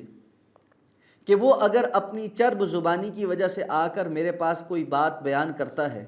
اور میں اس کے بیان کے انداز کی وجہ سے کسی چیز کا فیصلہ اس کے حق میں دے دیتا ہوں تو وہ چیز اس کے لیے جائز ہو گئی۔ اس لیے کہ بسا اوقات کچھ لوگ ہوتے ہیں جو اپنا کیس اتنا اچھا بیان نہیں کر سکتے، پٹ نہیں کر سکتے، اور کچھ لوگ ہوتے ہیں جو تیز زبان کے بڑے تیز ہوتے ہیں، باتوں کو مینوپولیٹ کرنا جانتے ہیں۔ تو کسی نے اگر عدالت سے کوئی ڈگری لے لی ہے جعلی، یا جعلی ڈاکومنٹس بنا کے کچھ اپنے نام کر لیا، جی دیکھیں کاغذات ہمارے حق میں بولتے ہیں، دے جی بڑوں نے یہ فیصلہ کر دیا ہے، اور بڑوں سے کس طرح کروایا وہ ساری دنیا جانتی، تو وہ یہ مت سمجھے کہ وہ اللہ رب العزت کو بھی دھوکہ دے سکتا ہے۔ اس لیے اس قسم کے معاملات جو ہماری زندگی میں ہیں کہ ہم اپنی مرضی کا دین مانتے ہیں، باقی اللہ اور اللہ کے رسول صلی اللہ علیہ وسلم نے جن چیزوں پر فیصلے دیے ہیں جہاں ہمارے ذاتی مفادات ہماری سوچ کے مطابق زد میں آتے ہیں، وہاں ہم نہیں مانتے۔ یہ بنی اسرائیل کا طرز عمل ہے جس پر آج ہم من وعن امر پیرا ہیں۔ اللہ تعالیٰ ہمیں ہدایت عطا فرمائے۔ لیکن اللہ تعالیٰ فرماتے ہیں وَمَا اللَّهُ بِغَافِلٍ عَمَّا تَعْمَلُونَ، اللہ تعالیٰ جو تم عمل کرتے ہو اس سے غافل نہیں ہے، اللہ تعالیٰ بہت بہتر جانتے ہیں تم کیا کر رہے ہو۔ فرمایا یہ کون لوگ ہیں؟ نَشْتَرَوُا الْحَيَاةَ الدُّنْيَا بِالْآخِرَةِ، جنہوں نے دنیا کی زندگی آخرت کے بدلے میں خریدی، یعنی انہوں نے دنیا کے وقتی فائدے کو آخرت کے فائدے پر فوقیت دی، تو اسی لیے انہوں نے حرام چیزوں پر بھی ہاتھ صاف کی، اور وہ سب چیزیں جو انسان کو آخرت کما کر دیتی ہیں اس پر توجہ چھوڑ دی۔ تو نتیجہ کیا ہے؟ فَلَا يُخَفَّفُ عَنْهُمُ الْعَذَابُ وَلَا هُمْ يُنصَرُونَ، قیامت کے روز نہ ان پہ سے عذاب کی تخفیف ہوگی نہ یہ مدد کیے جائیں گے، کیونکہ بنی اسرائیل کا ایک دعویٰ پہلے بھی گزر چکا، آگے بھی متعدد بار قرآن مجید میں آئے گا کہ ان کا یہ خیال تھا کہ ہمیں تو عذاب ہونا ہی نہیں، ہمیں تو محدود چند دن اگر ہوا بھی تو عذاب ہوگا۔ اور بعض لوگوں نے یہ کہا کہ جی چونکہ ہم نے 7 دن بچھڑے کی عبادت کی تھی تو 7 ہی دن ہمیں جو ہے نا عذاب ہونا، اس کے بعد ہمیں عذاب نہیں ہونا۔ تو یہ جو تعویلات تھی نا ان کا خیال تھا کہ جی اگر ہم گئے بھی تو بہت ہلکا سا عذاب ہوگا، اللہ نے وہ بھی ساری باطل کر دی، لا یخفف عنہم العذاب، ان پر عذاب کی تخفیف بھی کوئی نہیں ہوگی۔ پھر یہ بھی کہ فلاں آ کر ہماری مدد کر جائے گا، ہمیں عذاب سے چھڑوا لے گا، ولا ہم ینصرون، اس قسم کے لوگ کوئی مدد نہیں کیے جائیں گے، کوئی اس قابل نہیں ہوگا کہ اللہ کے فیصلے کے مقابل آ کر ان کی مدد کر سکے۔ اب فرمایا ہم نے موسیٰ علیہ السلام کو کتاب دی اور ان کے بعد بھی پے در پے رسول بھیجے، ان رسولوں میں سے بہت کا تذکرہ قرآن مجید میں اور بہت سو کا نہیں ہے۔ حضرت یعقوب علیہ السلام، حضرت جو ہے یوسف علیہ السلام، حضرت زکریا علیہ السلام، حضرت ہارون علیہ السلام اور یوشع بن نون کا تذکرہ حدیث میں موجود ہے، اور دیگر بہت سے انبیاء، اور حضرت عیسیٰ علیہ السلام۔ تو فرمایا ہم نے حضرت عیسیٰ ابن مریم کو بینات دے کر بھیجی۔ یہ بینات کیا ہیں؟ واضح نشانیاں، کہ اللہ رب العزت نے اتنی واضح نشانیاں دیں کہ وہ اندھے کی کو ایسے جو ہے وہ دم کرتے تھے، ہاتھ پھیرتے تھے تو وہ بینا ہو جاتا تھا۔ کوڑ کا کوئی علاج اس دور میں موجود نہیں تھا، تو وہ جو کوڑ کے مریض تھے ان کو دم کرتے تھے وہ ٹھیک ہو جاتے تھے۔ مردے کو قم باذن اللہ کہتے تھے، وہ زندہ ہو جاتا تھا۔ اسی طرح اللہ تعالیٰ نے فرمایا کہ مٹی کا جو ہے وہ پرندے کی صورت بنا کر اس میں اللہ کا نام پڑھ کر پھونک مارتے تھے تو وہ اصل پرندے کی طرح زندہ ہو جاتا تھا۔ تو یہ سارے کے سارے بینات تھے، واضح نشانی، بالکل ایسی نشانیاں جن کا پتہ تھا کہ یہ معجزہ ہی، اس کے علاوہ کوئی اور جو اللہ کے حکم کے علاوہ یہ کام ہو ہی نہیں سکتا، یہ کوئی شعبدہ بازی نہیں ہے، کوئی جادوگری نہیں۔ تو فرمایا وَأَيَّدْنَاهُ بِرُوحِ الْقُدُسِ، اور ہم نے ان کی مدد کی روح القدس کے ساتھ۔ روح القدس سے مراد کون ہے؟ حضرت جبریل علیہ السلام، کیونکہ رسول اللہ صلی اللہ علیہ وسلم کی حدیث میں جبریل علیہ السلام کے لیے روح القدس کا لفظ صراحتاً استعمال ہوا ہے۔ حضرت حسان رضی اللہ تعالیٰ عنہ کو جب اللہ کے رسول نے دعا دی تھی مشرکین کے مقابلے میں، اللہ کے رسول نے فرمایا حسان اٹھو اور ان کی ہجو کرو، ان کے خلاف شعر کہو، تو اس وقت جب حضرت حسان اٹھے تو اللہ کے رسول نے فرمایا اللہم ایدہ بروح القدس، یا اللہ تو ان کی مدد فرما روح القدس کے ذریعے سے۔ تو وہاں پر روح القدس سے مراد کون ہے؟ جبریل امین۔ اور پھر صراحتاً اللہ کے رسول صلی اللہ علیہ وسلم اسی حدیث میں فرمایا کہ حسان تمہیں پتہ ہے کہ جبریل تمہاری مدد کے لیے موجود تھے۔ تو یہ روح القدس سے مراد جبریل امین ہے، پاکیزہ روح۔ اب روح القدس، بعض لوگوں نے کہا القدس تو اللہ ہے، تو روح القدس قدس کی روح، یہ بالکل اسی طرح جس طرح ہم روح اللہ کہتے ہیں۔ حضرت عیسیٰ علیہ السلام روح اللہ ہے، معنی بمعنی روح من اللہ، ٹھیک ہے، روح من القدس۔ تو جس طرح بیت اللہ ہے یا کعبۃ اللہ ہے، اللہ کا گھر،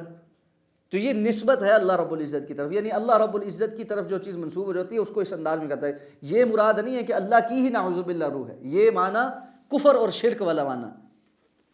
افکلما جاءکم رسول بما لا تہوی انفسکم استکبرتم، اب تمہارا معاملہ یہ ہے، یہ سارے انبیاء پیدر پہ آتے رہے، اللہ کا پیغام پہنچاتے رہے، تم اس میں سے جو بھی بات تمہارے پسند کے مطابق نہیں ہوتی تھی اس کا انکار کرتے ہوئے تکبر کرتے تھے۔ اس سے یہ بھی پتہ چلتا ہے دین اور حق کی کوئی بات انسان جب نہیں مانتا تو وہ اللہ کے ہاں متکبرین میں اس کا شمار ہو، اور یہ بڑی سنگین بات ہے، کیونکہ اللہ کے رسول صلی اللہ علیہ وسلم نے فرمایا کہ جس کے دل میں رائی کے دانے کے برابر بھی تکبر ہے وہ جنت میں نہیں جائے گا، اور حق بات کو جھٹلانا یہی اصل تکبر ہے۔ رسول اللہ صلی اللہ علیہ وسلم سے پوچھا گیا نا، اللہ کے رسول صلی اللہ علیہ وسلم ایک بندہ پسند کرتا ہے کہ اس کے بال اچھے ہوں، اس کا لباس اچھا ہو، وہ اچھا نظر آئے، تو کیا وہ بندہ متکبر ہے کہ وہ دوسروں سے اچھا نظر آتا ہے یا اس کی کوشش کرتا ہے؟ آپ نے فرمایا نہیں، تکبر یہ نہیں۔ تکبر کیا ہے؟ آپ نے فرمایا یہ تو خوبصورتی ہے، ان اللہ جمیل یحب الجمال، اللہ تعالیٰ خوبصورت ہے، خوبصورتی کو پسند فرماتے ہیں۔ تکبر کیا ہے؟ بطر الحق وغمط الناس، حق بات کو جھٹلا دینا اور لوگوں کو حقیر جاننا۔ تو اس میں پہلی چیز حق بات کو جھٹلانا ہے۔ تو جو بندہ حق کے پتہ لگنے کے بعد اس کو جھٹلاتا ہے، وہ زبان سے باقاعدہ جھٹلانا ہو یا عملی جھٹلانا ہو، اس کے وہ مختلف قسم کی کیٹیگری کے تکبر میں مبتلا ہے۔ بعض لوگ اتنے متکبر ہوتے ہیں وہ کہتے ہیں میں مانتا ہی نہیں، زبان سے ہی کہتے ہیں میں نہیں مانتا، چھوڑو جی، کون سا دین، کون سی بات، ایسے قصے بنائے ہوئے ہیں آپ لوگوں نے۔ وہ سمجھتا ہے جو کچھ مجھے پتہ ہے وہ کسی اور کو نہیں پتہ۔ اور آپ ایسے بہت سارے لوگوں کو دیکھیں گے کہ آپ ان کو دین کی کوئی بات سمجھائیں نا، وہ کہتے ہیں او جی چھوڑیں جی، آپ دین کے ٹھیکیدار نہ بنیں، ٹھیک ہے، اور مولوی دین کے ٹھیکیدار بنیں۔ اچھا پھر آپ ٹھیکیداری پہ نہ دیں، آپ کو کیا پتہ ہے؟ ایک بندہ کہے جی میں کنسٹرکشن کا کام چھوڑیں جی، یہ ٹھیکیداروں کو یہ سارے بیکار ہیں، تو اس سے پوچھا جائے اچھا تمہیں کیا آتا ہے؟ آتا کچھ بھی نہیں ہے، یہ بھی نہیں پتا کہ جی جو ہے نا سیمنٹ اور ریت اور بجری مکس کرتے کس تناسب سے، اور جو ہے نا وہ اینٹ لگتی کیسے ہے یہ بھی نہ پتا ہو۔ اینٹ ہاتھ میں کبھی زندگی میں پکڑ کے ایک دفعہ جو ہے نا سنگل سیمنٹ ایسے مکس کر کے گھول کے لگایا بھی نہ ہو، پھر بھی کہہ جی چھوڑو جی ٹھیکیداروں کو کیا پتا ہے، یعنی خود کچھ بھی نہیں پتا۔ اور یہ حال لیکن ہم دین کے ساتھ کر رہے ہیں، پوری زندگی بیت گئی، سر کے داڑھی کے بال سفید ہو چکے ہوں گے، اور سمجھے کہ یہ کہ جی عقل کل ہم ہی ہیں۔ اور بہت مرتبہ میں نے یہ دیکھا ہے کہ بہت اعتراض کرنے والا جو بندہ ہوتا ہے نا، اس سے آپ تھوڑی سی کوئی علمی بات کریں نا وہ بالکل پیدل ہوتا ہے اس میں۔ اچھا آپ اس سے یہ پوچھا آپ کرتے کیا تھے؟ وہ کہتے جی میں جو ہے نا سیکٹری ریٹائر ہوں، میں فلاں ریٹائر ہوں۔ اس کو یہ زعم ہوتا ہے کہ چونکہ میں تو اتنے بڑی پوسٹ سے ریٹائر ہوں تو مجھے سب پتہ ہے، مجھے سب پتہ ہے، میرا تجربہ ہی بڑا ہے، اس لیے مجھے کوئی بندہ کیسے بتا سکتا ہے کہ جی یہ چیز غلط ہے اور یہ چیز صحیح ہے۔ تو پھر اپنا ہی ایک دین کا ورژن ہے، اور نتیجہ یہ ہے اس قسم کے لوگ اگر خدا نہ خواستہ دین پڑھنے پہ آ جائیں نا، اور 4 کتابیں پڑھ لیں اردو کے ترجمے کے ساتھ یا انگریزی کے ترجمے کا، جو دین کا بیڑا غرق وہ کرتے ہیں والعیاذ باللہ، ان کی اپنی ایک تشریح ہوتی ہے، اور ان کو لگتا ہے 1400 سال کے امت کا جو دین کا فہم ہے نا وہ سارا تو باطل ہے، میں نے جو سمجھا ہے نا یہ ڈکشنری کھول کے وہی سب سے بہترین۔ اور پھر یہ چیز انسان کو بہت دور تک لے جاتی ہے۔ اس لیے تکبر کسی بھی لیول کا ہو اس سے بچنا اور اللہ تعالیٰ سے اس کے لیے پناہ طلب کرنا۔ اب اللہ تعالیٰ نے فرمایا کہ اگر تم جو ہے اللہ تعالیٰ نے فرمایا تمہارا معاملہ کیا ہے؟ جب رسول تمہارے پاس آئے اور انہوں نے تمہیں حق کی باتیں بتائیں جو تمہیں ناروا لگی تو تم نے کیا کیا؟ ان میں سے ایک گروہ کو تو تم نے جھٹلا دیا اور ایک گروہ کو تو تم نے قتل ہی کر دی، یعنی جس کو قتل نہیں کر سکے اس کو جھٹلا دیا اور جس کو قتل کر سکے اس کو قتل بھی کر دی۔ قرآن مجید میں آتا ہے نا حضرت شعیب علیہ السلام کو کہنے لگے وَلَوْلَا رَحْتُكَ لَرَجَمْنَاكَ، اگر تمہارے قبیلے کا ڈر نہ ہو نا تو ہم آپ کو رجم کر دیں۔ انہوں نے کہا ارہتی اعز علیکم من اللہ، میرا قبیلہ تمہارے نزدیک اللہ سے بھی زیادہ زور و آور ہے کہ تمہیں میرے قبیلے کا تو ڈر لگتا، اللہ کا ڈر نہیں لگتا؟ تو مسئلہ یہ ہے کہ جن پر بس چلتا ہے ان کو تو یہ بالکل ہی رگیٹ ڈالتے، اور جن پر بس نہیں ڈالا کم از کم ان کو جھٹلاتے تھے۔ اللہ نے فرمایا وقالوا قلوبنا غلف، یہ کہتے ہیں ہمارے دلوں پر ایک غلاف چڑھا ہوا ہے۔ اس کے دو معنی بیان کیے مفسرین کرام نے۔ ایک معنی یہ ہے کہ یہ کہتے ہیں کہ جی ہمارے دلوں پر غلاف چڑھا ہوا ہے، کیا معنی؟ کہ ہمارے دل محفوظ ہیں، ٹھیک ہے، جس طرح آپ کسی چیز کو کور کر لیتے نا تو اس کے اوپر کسی باطل چیز کا اثر نہیں ہوگا۔ اس کا مطلب یہ دین سارا نعوذ باللہ اللہ کے رسول صلی اللہ علیہ وسلم کی باتیں باطل ہیں، ہمارے دل تو غلاف میں لپٹے ہوئے بڑے محفوظ ہیں، آپ کی باتوں کا ہم پر اثر نہیں ہوگا، ٹھیک ہے۔ اور دوسرا معنی کیا ہے کہ ان کے دلوں کے اوپر غلف میں معنی ران ہے، کہ ان کے جو ہے نا، یہ تو کہتے ہیں ہمارے دلوں پر غلاف چڑھا ہوا ہے، لیکن ان کے دلوں کے اوپر ایسا غلاف چڑھا ہوا ہے جس کی وجہ سے حق بات ان پہ نہیں آئے گی، اس لیے بل لعنہم اللہ بکفرہم، اصل بات یہ اللہ نے ان کی کفر کی وجہ سے ان پر لعنت کر دی ہوئی۔ اور لعنت کا معنی کیا ہوتا ہے؟ ہمیشہ کے لیے اللہ کی رحمت سے دوری۔ اس لیے لعنت ایک بہت سخت لفظ ہے، جہاں کتاب و سنت نے بتلایا اس کے علاوہ استعمال نہیں ہو سکتا۔ اس لیے کہ جب آپ یہ کہتے ہیں فلاں چیز یا فلاں شخص یا فلاں موقع یا فلاں معاملہ یہ لعنت زدہ ہے، اس کا مطلب ہے اس سے ہمیشہ کے لیے اللہ کی رحمت دور ہو چکی ہے۔ یہ سب سے بڑی بد دعا ہے جو کسی کو دی جا سکتی ہے، یہ ذہن میں رکھیں۔ لعنت بھیجنا سب سے بڑی بد دعا ہے جو کسی کو دی جا سکتی، کہ تم ہمیشہ کے لیے اللہ کی رحمت سے دور ہو جاؤ۔ اس لیے کہ انسان اللہ کی رحمت سے ہی تو جنت میں جائے گا، اگر اللہ کی رحمت شامل حال نہیں تو جنت میں نہیں جا سکتا۔ رسول اللہ صلی اللہ علیہ وسلم جب یہ بات صحابہ کرام کو بیان فرمائی کہ انسان اللہ کی رحمت سے ہی جنت میں داخل ہوئے گا، اپنے عمل کی وجہ سے نہیں، تو صحابہ نے سوال کیا اللہ کے رسول صلی اللہ علیہ وسلم آپ بھی، ولا انت یا رسول اللہ، کیا آپ کے ساتھ بھی یہی معاملہ ہے کہ آپ بھی اللہ کی رحمت سے ہی اللہ کی جنت میں جائیں گے؟ آپ نے فرمایا ولا انا، میں بھی اللہ کی رحمت کے علاوہ اللہ کی جنت میں نہیں جا سکتا، اس لیے کہ جنت جیسی نعمت نہ ختم ہونے والی، انسان کا عمل تو محدود ہے، اگر صرف بدلہ ہو تو پھر تو جنت بھی محدود ہونی چاہیے نا، جتنا جس نے عمل کیا اتنی جنت مل جائے، بس بات ختم، اس کے بعد ختم نہیں۔ اللہ تعالیٰ نے تو اپنے فضل اور اپنی رحمت سے عطا فرمانی۔ اسی لیے وہ جو حدیث میں آتا ہے جو بندہ کہے گا کہ میں نے تو طویل عبادتیں کی ہیں اور میں اپنے عمل کی بنیاد پر جنت میں جاؤں گا، اس کو کہا جائے گا کہ جنت میں اللہ کی رحمت سے داخل ہو جاؤ، اور وہ نہیں مانے گا تو اس کی ایک آنکھ نکال کر اس کی تمام زندگی کی عبادات کے مقابل رکھی جائے گی، تو ایک آنکھ کی نعمت کا شکر بھی اس کی عبادت نہیں بن سکے گی، تو پھر انسان باقی کیا مانگے؟ تو یہ جو بد دعا ہے کہ تم اللہ کی رحمت سے ہمیشہ کے لیے دور ہو جاؤ، کتنی بڑی بد دعا۔ اسی لیے اللہ کے رسول صلی اللہ علیہ وسلم نے فرمایا مومن لعنتیں بھیجنے والا نہیں ہوتا، مومن لعان نہیں ہوتا۔ اور آپ نے فرمایا جب بندہ کوئی کسی چیز پر لعنت بھیجتا ہے، وہ لعنت پورے زمین و آسمان کے اس خلا میں گھوم کر اس پر آتی ہے جس پر بھیجی گئی ہوتی۔ اگر وہ جس پر بھیجی گئی ہے لعنت کا مستحق ہے تو آ کر اس پر چسپاں ہو جاتی ہے، اور اگر وہ لعنت جس پر بھیجی گئی ہے وہ اس چیز کا اس لعنت کا مستحق نہیں، یہ واپس آ کر گھوم پھر کر جس نے بھیجی ہے اس کے اوپر چسپاں ہو جاتی ہے۔ اس لیے لعنت بھیجتے ہوئے بہت زیادہ احتیاط برتنی چاہیے، یا یہ جا رہی ہے یا واپس آ رہی، اس کے علاوہ کوئی دوسری بات نہیں۔ اور کتنی بڑی بد نصیبی ہے کہ انسان اپنے لیے ہی ہمیشہ اللہ کی رحمت سے دوری کی بد دعائیں کر رہا ہو، اور اگر یہ قبول ہو گئی والعیاذ باللہ تو پھر انسان کہاں جائے۔ وَلَمَّا جَاءَهُمْ كِتَابٌ مِّنْ عِندِ اللَّهِ، پھر اب اللہ نے فرمایا کہ ان کے پاس یہ تو پچھلے سابقہ ان کے کرتوت ہے نا، پہلے کیا کرتے رہے، اب فرمایا جب ان کے پاس کتاب آئی ہے، جو پچھلی ان کے پاس کتاب ہے تورات ہے اس کی تصدیق کرنے والی ہے کہ وہ بھی اللہ کی کتاب تھی اور یہ بھی اللہ کی کتاب ہے، اور کتاب اور اس نبی سے متعلق فتح بھی طلب کرتے تھے کافروں کے مقابلے میں۔ یہ کیا ہے کہ یہ بار بار اللہ تعالیٰ سے دعائیں بھی مانگتے تھے، یا اللہ ہمارے اوپر وہ نبی بھیج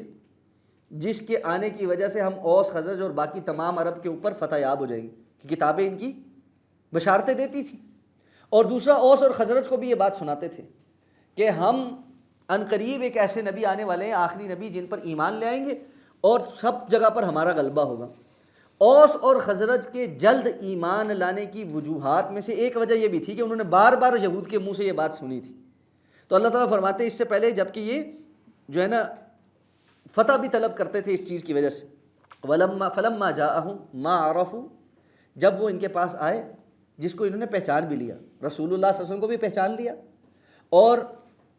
آپ کی طرف جو کتاب نازل کی گئی اس کے بھی جو ہے نا منزل من اللہ ہونا ان کو سمجھ آتا تھا، پتہ چلتا، کفروا بھی،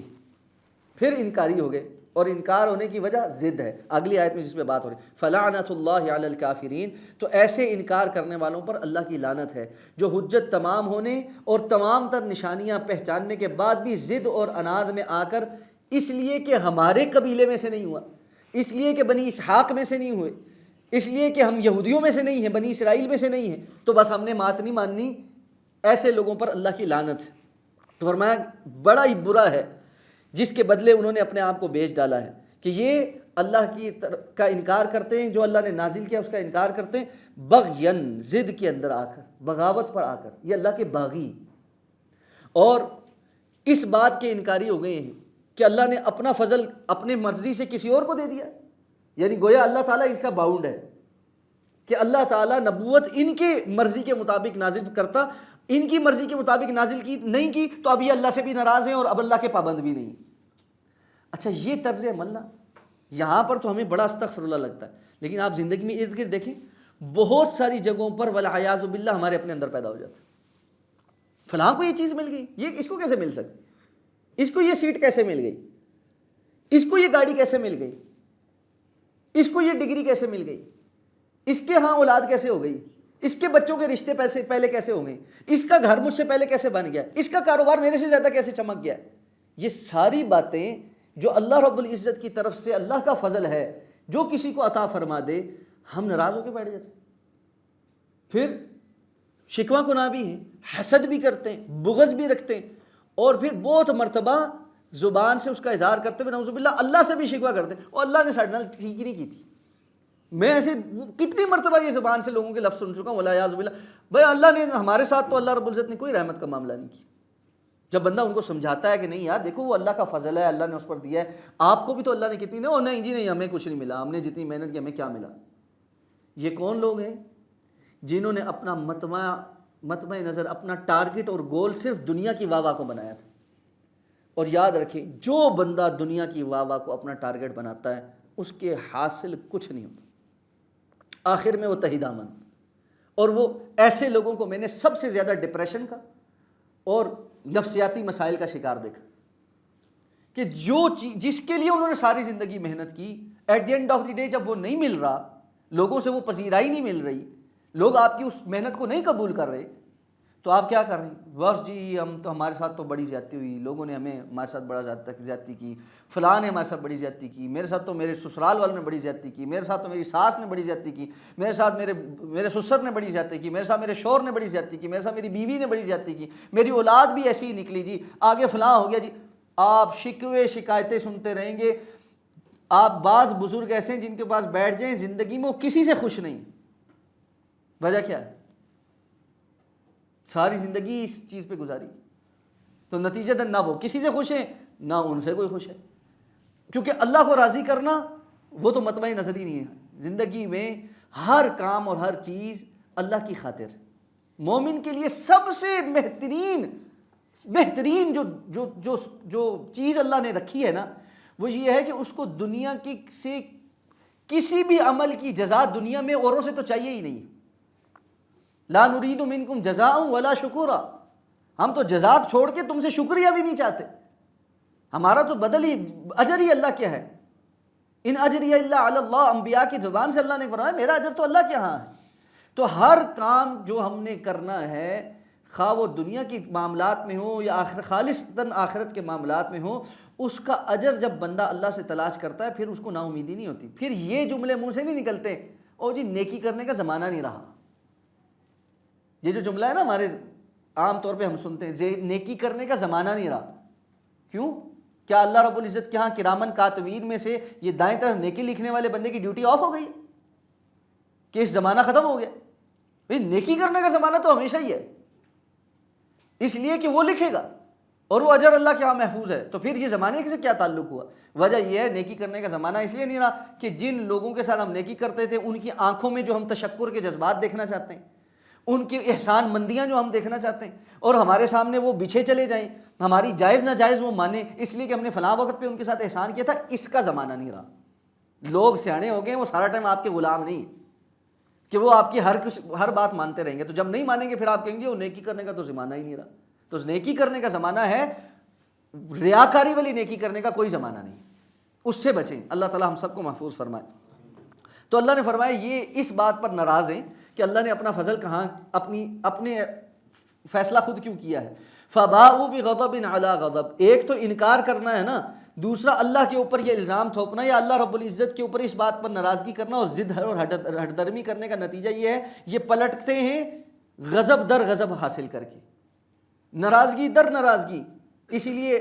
سورہ فاتحہ میں ان کو کیا گیا؟ غیر المغضوب علیہم، یہ وہ ہیں جن پر اللہ کا غضب ہو چکا۔ تو یہ ہر چیز میں اللہ کا غضب کمانے والی، للکافرین عذاب مہین، اور ایسے کافروں کے لیے بڑا رسوا کن عذاب ہے۔ جب ان سے کہا جاتا ہے ایمان لاؤ جو اللہ نے نازل کیا ہے، کہتے ہیں ہم تو اس پر ایمان رکھتے ہیں جو ہم پر نازل ہوا ہے، ہم تمہاری بات کیوں مانیں؟ اللہ تعالیٰ نے فرمایا اچھا تم اپنے اس دعوے کو تو پہلے پروف کرو نا کہ ہم اس پر ایمان رکھتے ہیں جو ہم پر آیا ہے۔ تم اس بات پہ انکار کر رہے ہو نا کہ ہم محمد الرسول اللہ صلی اللہ علیہ وسلم پر اور آپ کی کتاب کو نہیں مانتے، ہم تو تورات کو مانتے ہیں اور موسیٰ علیہ السلام کو اور ان کے امتی۔ اچھا جی کیسے؟ اور ساتھ کہتے ہیں وَيَكْفُرُونَ بِمَا وَرَاءَ، جو اس کے بعد آیا ہم اس کا انکار کرتے ہیں۔ ٹھیک ہے جی، جب کہ اللہ نے فرمایا وَهُوَ الْحَقُّ مُصَدِّقًا لِمَا مَعَكُمْ، جو اللہ نے اب نازل کیا ہے وہ حق ہے اور جو تمہارے پاس ہے اس کی تصدیق بھی کرتا ہے۔ فَلِمَ تَقْتُلُونَ أَنْبِيَاءَ اللَّهِ مِنْ قَبْلُ، یہ بتاؤ تم کہتے ہو ہم تو ایمان رکھنے والے ہیں، تو پہلے تم ان انبیاء کو جو تم پر جو نازل ہوا تھا وہ لے کر آتے تھے، قتل کیوں کرتے تھے اگر تم ایمان والے تھے؟ اسی طرح موسیٰ جب تمہارے پاس واضح نشانیاں لے کر آئے تھے، اس کے بعد تم نے بچھڑے کی پوجا کیوں کرنی شروع کر دی تھی اگر تم ایمان والے تھے، جب کہ تم ہو ہی ظالم۔ اور اسی طرح جب ہم نے تمہارے اوپر ایک پہاڑ کو کھڑا کیا، وہ واقعہ پیچھے گزر چکا ہے کہ اللہ تعالیٰ نے ان پہ جو ہے وہ ایک پہاڑ اوپر کھڑا کر دیا کہ مانو اس بات کو، اور ہم نے تم سے کہا کہ خذوا ما آتیناکم بقوۃ واسمعوا، اس بات کو جو ہم دے رہے مضبوطی سے پکڑو اور سنو۔ اس وقت کہنے لگے سمعنا، ہم نے سن لیا ہے۔ جب پہاڑ نیچے آیا کہنے لگا صحیح نا، ہم نہیں مانتے۔ یعنی یہ ایمان کی علامتیں ہیں۔ تم کہتے ہو ہم پر جو نازل ہوا ہم اس پر ایمان لاتے ہیں، تمہاری تو حرکتیں یہ تھی شروع سے لے کر آج تک کہ تم جو کچھ تمہاری طرف بھیجا گیا تھا اس پر بھی ایمان نہیں لائے۔ تو آج تم دعوے کرتے ہو کہ ہم اللہ کے رسول پر اس لیے ایمان نہیں لاتے کہ جو ہمارے پر نازل ہوا ہم اس پر ایمان لاتے ہیں۔ تمہارے بڑوں کا بھی ایمان کا دعویٰ جھوٹا تھا، تمہارا بھی ایمان کا دعویٰ جھوٹا ہے۔ اور اہل ایمان کا اس کے مقابل وتیرہ کیا ہے؟ وقالوا سمعنا واطعنا غفرانک ربنا والیک المصیر۔ اور یہی بات حضرت سعد رضی اللہ تعالیٰ عنہ نے کہی تھی جب غزوہ بدر کا مشورہ ہونے لگا اور رسول اللہ صلی اللہ علیہ وسلم نے کہا کہ جی یہ مارکہ درپیش ہے تو اب مشورہ دیں، تو انصار کی طرف سے حضرت سعد کھڑے ہوئے اور انہوں نے کہا اللہ کے رسول صلی اللہ علیہ وسلم آپ جب ہمارے پاس تشریف لے آئے ہیں تو ہم بنی اسرائیل والا کام نہیں کریں گے کہ سمعنا وعصینا، کہ ہم نے سن لیا اب ہم بات نہیں مانتے۔ اذهب انت وربک فقاتلا، آپ جائے اور آپ کا رب جائے اور جا کر قتال کرے، بلکہ ہم یہ کہتے ہیں سمعنا واطعنا، جو آپ نے ہمیں کہا ہم نے سن بھی لیا اور ہم اطاعت بھی اختیار کرتے ہیں۔ تو اہل ایمان کا وتیرہ یہ ہوتا ہے کہ وہ اللہ کے حکم کے سامنے اطاعت اختیار کرتے۔ وَأُشْرِبُوا فِي قُلُوبِهِمُ الْعِجْلَ بِكُفْرِهِمْ، ان کے کفر کی وجہ سے ان کے دلوں میں اس بچھڑے کی محبت گویا پلا دی گئی تھی۔ اب یہ اس طرح ہے کہ جیسے انسان پانی پیتا ہے نا تو اس کا اندر سیراب ہو جاتا ہے، ٹھیک ہے، اس طرح گویا ان کے اندر بچھڑے کی وہ محبت اور گائے کی پوجا کی محبت جو ہے نا وہ انڈیل دی گئی تھی۔ بوجہ کس کے؟ بکفرہم، ان کے کفر کی وجہ سے۔ مفسرین کہتے ہیں اس سے یہ پتہ چلتا ہے انسان کا ایمان مزید نیکی اور ایمان میں اضافے کا سبب بنتا ہے اور اس کا کفر مزید کفر کا سبب بنتا ہے۔ انہوں نے جو پہلے بہت سارے کفر کیے اس کا نتیجہ یہ نکلا کہ یہ چلتے چلتے بچھڑے کی باقاعدہ پوجا کے اندر بھی پڑ گئے، اور اس کی وجہ بما کفرتم، جو پہلے کفر کیے تھے وہ تھے۔ تو یہ جو کفر آتا ہے نا شدت کا، یہ ایک دم سے نہیں آ جاتا بلکہ بتدریج آتا ہے، آہستہ آہستہ آتا ہے۔ اسی لیے علماء کرام یہ کہتے ہیں کہ کسی نیکی کو انسان حقیر نہ جانے اور کسی گناہ کو حقیر نہ جانے، کہ بہت ساری چھوٹی چھوٹی نیکیاں جب انسان شروع کر دیتا ہے تو بڑی نیکیاں کرنا اس کے لیے آسان ہو جاتا ہے، اور بہت سارے چھوٹے چھوٹے گناہ جب جمع ہو جاتے ہیں وہ مل کر پہاڑ بننا شروع ہوتے ہیں تو پھر انسان بڑے گناہوں کی طرف بھی چلا جاتا ہے۔ یہی وجہ رسول اللہ صلی اللہ علیہ وسلم نے بدکاری کے متعلق یہی فرمایا نا، ولا تقربوا الزنا کے حکم کے تحت جو احادیث ہیں وہ ساری کیا ہے کہ انسان کا آنکھ بھی بدکاری کرتی، اس کے کان بھی، اس کے ہاتھ بھی، اس کے پاؤں بھی، اور پھر بالآخر اس کی شرمگاہ اس کے اوپر مہر ثبت کر دیتی۔ یہ ایک دم سے نہیں ہوتا، بلکہ بندہ ان چیزوں میں جب انوالو ہوتا ہے پھر کرتے کرتے بڑے گناہ میں بھی انوالو ہو جاتا ہے۔ اس لیے اپنے آپ کو چھوٹی چھوٹی چیزوں کی اجازت نہ دیں، یہ سمجھ کے نہیں یہ تو چھوٹا سا ہی گناہ ہے، خیر ابھی کیا بات۔ وہ لوگ جو ہیروئن پہ گئے ہیں، ابتدا تو انہوں نے سگریٹ سے ہی کی تھی نا، تو نتیجہ یہی ہوتا ہے، چھوٹی چیز سے ابتدا ہوتی ہے اور بڑے کفر تک انسان کو لے جاتی ہے، والعیاذ باللہ، اللہ تعالیٰ محفوظ فرمائے۔ قل، آپ کہیے، بئس ما یأمرکم بہ ایمانکم ان کنتم مؤمنین، اگر یہی تمہارا ایمان ہے، اگر تم اس قسم کے ایمان والے ہو تو تمہارا ایمان تو تمہیں بڑے برے کاموں کا حکم دیتا ہے، جبکہ ایمان تو کبھی برے کاموں کا حکم نہیں دیتا، یہ استہزاء ہے ان کا۔ اچھا اب ٹھیک ہے، اگر تم اپنے دعووں میں اتنے ہی سچے ہو کہ جو کچھ تم پر نازل ہوا ہے تم اس پر بالکل ایمان لانے والے ہو، تو پھر کیا کرو؟ اگر تمہارے لیے آخرت کا گھر خالص ہے اور تم مطمئن ہو کہ اللہ نے تمہیں جنت میں داخل کرنا ہے، فتمنوا الموت ان کنتم صادقین، پھر موت کی تمنا کرو اگر تم سچے ہو۔ اب یہاں پر دو باتیں، ایک معنی تو ہے جو میں نے آپ کے سامنے بیان کی کہ اگر تمہیں یہ لگتا ہے کہ آخرت کا گھر صرف تمہارے لیے ہے تو پھر موت کی تمنا کرو، لیکن اہل ایمان کا بھی تو، مسلمانوں کا بھی تو یہی دعویٰ ہے نا کہ ہم ایمان والے ہیں اس لیے آخرت کا گھر ہمارا ہے، اللہ نے ہمیں جنت دینی ہے، ہمارا ایمان ہے، تو پھر اس کا مطلب یہ ہمیں بھی یہ کہا جائے گا کہ جی فتمنوا الموت، پھر موت کی تمنا کرو، پھر موت کی تمنا کرنی چاہیے، مر جائے بندہ جائے جنت میں جائے، ٹھیک ہے۔ اس کی دو جواب دیے ہیں مفسرین کرام نے۔ ایک جواب تو یہ ہے کہ اللہ رب العزت کو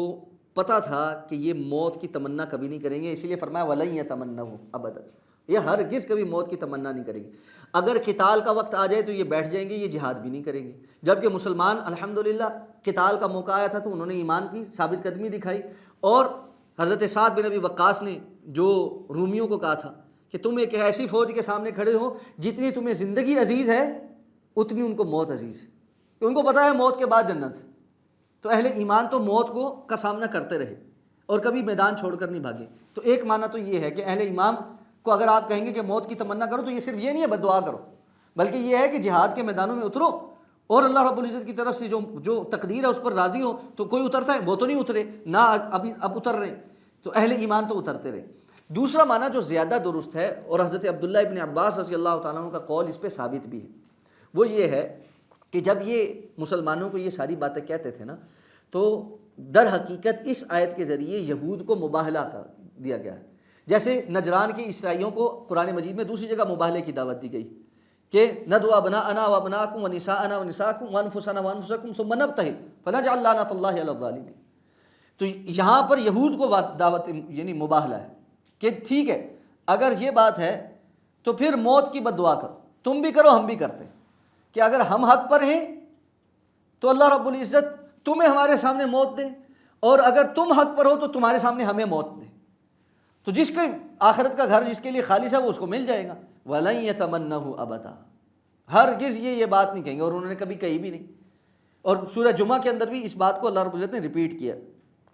کیوں؟ بما قدمت ایدیہم، جو ان کے ہاتھوں نے آگے پہنچایا ان کو بڑے اچھے طریقے سے پتہ ہے۔ تو فرمایا واللہ علیم بالظالمین، اللہ ظالموں کو بڑے اچھے طریقے سے جانتا ہے۔ صرف یہی نہیں، آپ دیکھیں گے کہ لوگوں میں سب سے زیادہ زندگی کے حریص یہی ہیں،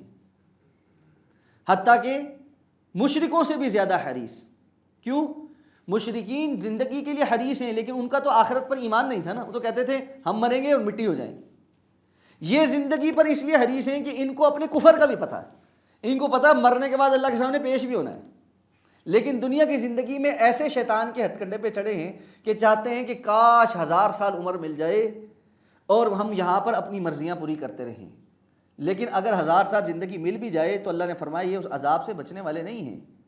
پرانے زمانے میں جن لوگوں کی عمریں ہزاروں سال تھیں، کیا وہ اللہ کے عذاب سے بچ گئے؟ انسان کو 1000 سال بھی زندگی مل جائے، نافرمانی کی زندگی ہو تو کوئی فائدے کی نہیں، تو وہ اللہ کے عذاب سے بچ نہیں سکتا۔ واللہ بصیر بما یعملون، جو کچھ یہ کرتے ہیں اللہ اس کو بہت اچھے طریقے سے دیکھ رہا ہے۔ اگلی آیت پر انشاءاللہ آئندہ کلاس میں بات کریں گے، کوئی سوال ہے تو آپ پوچھ سکتے ہیں۔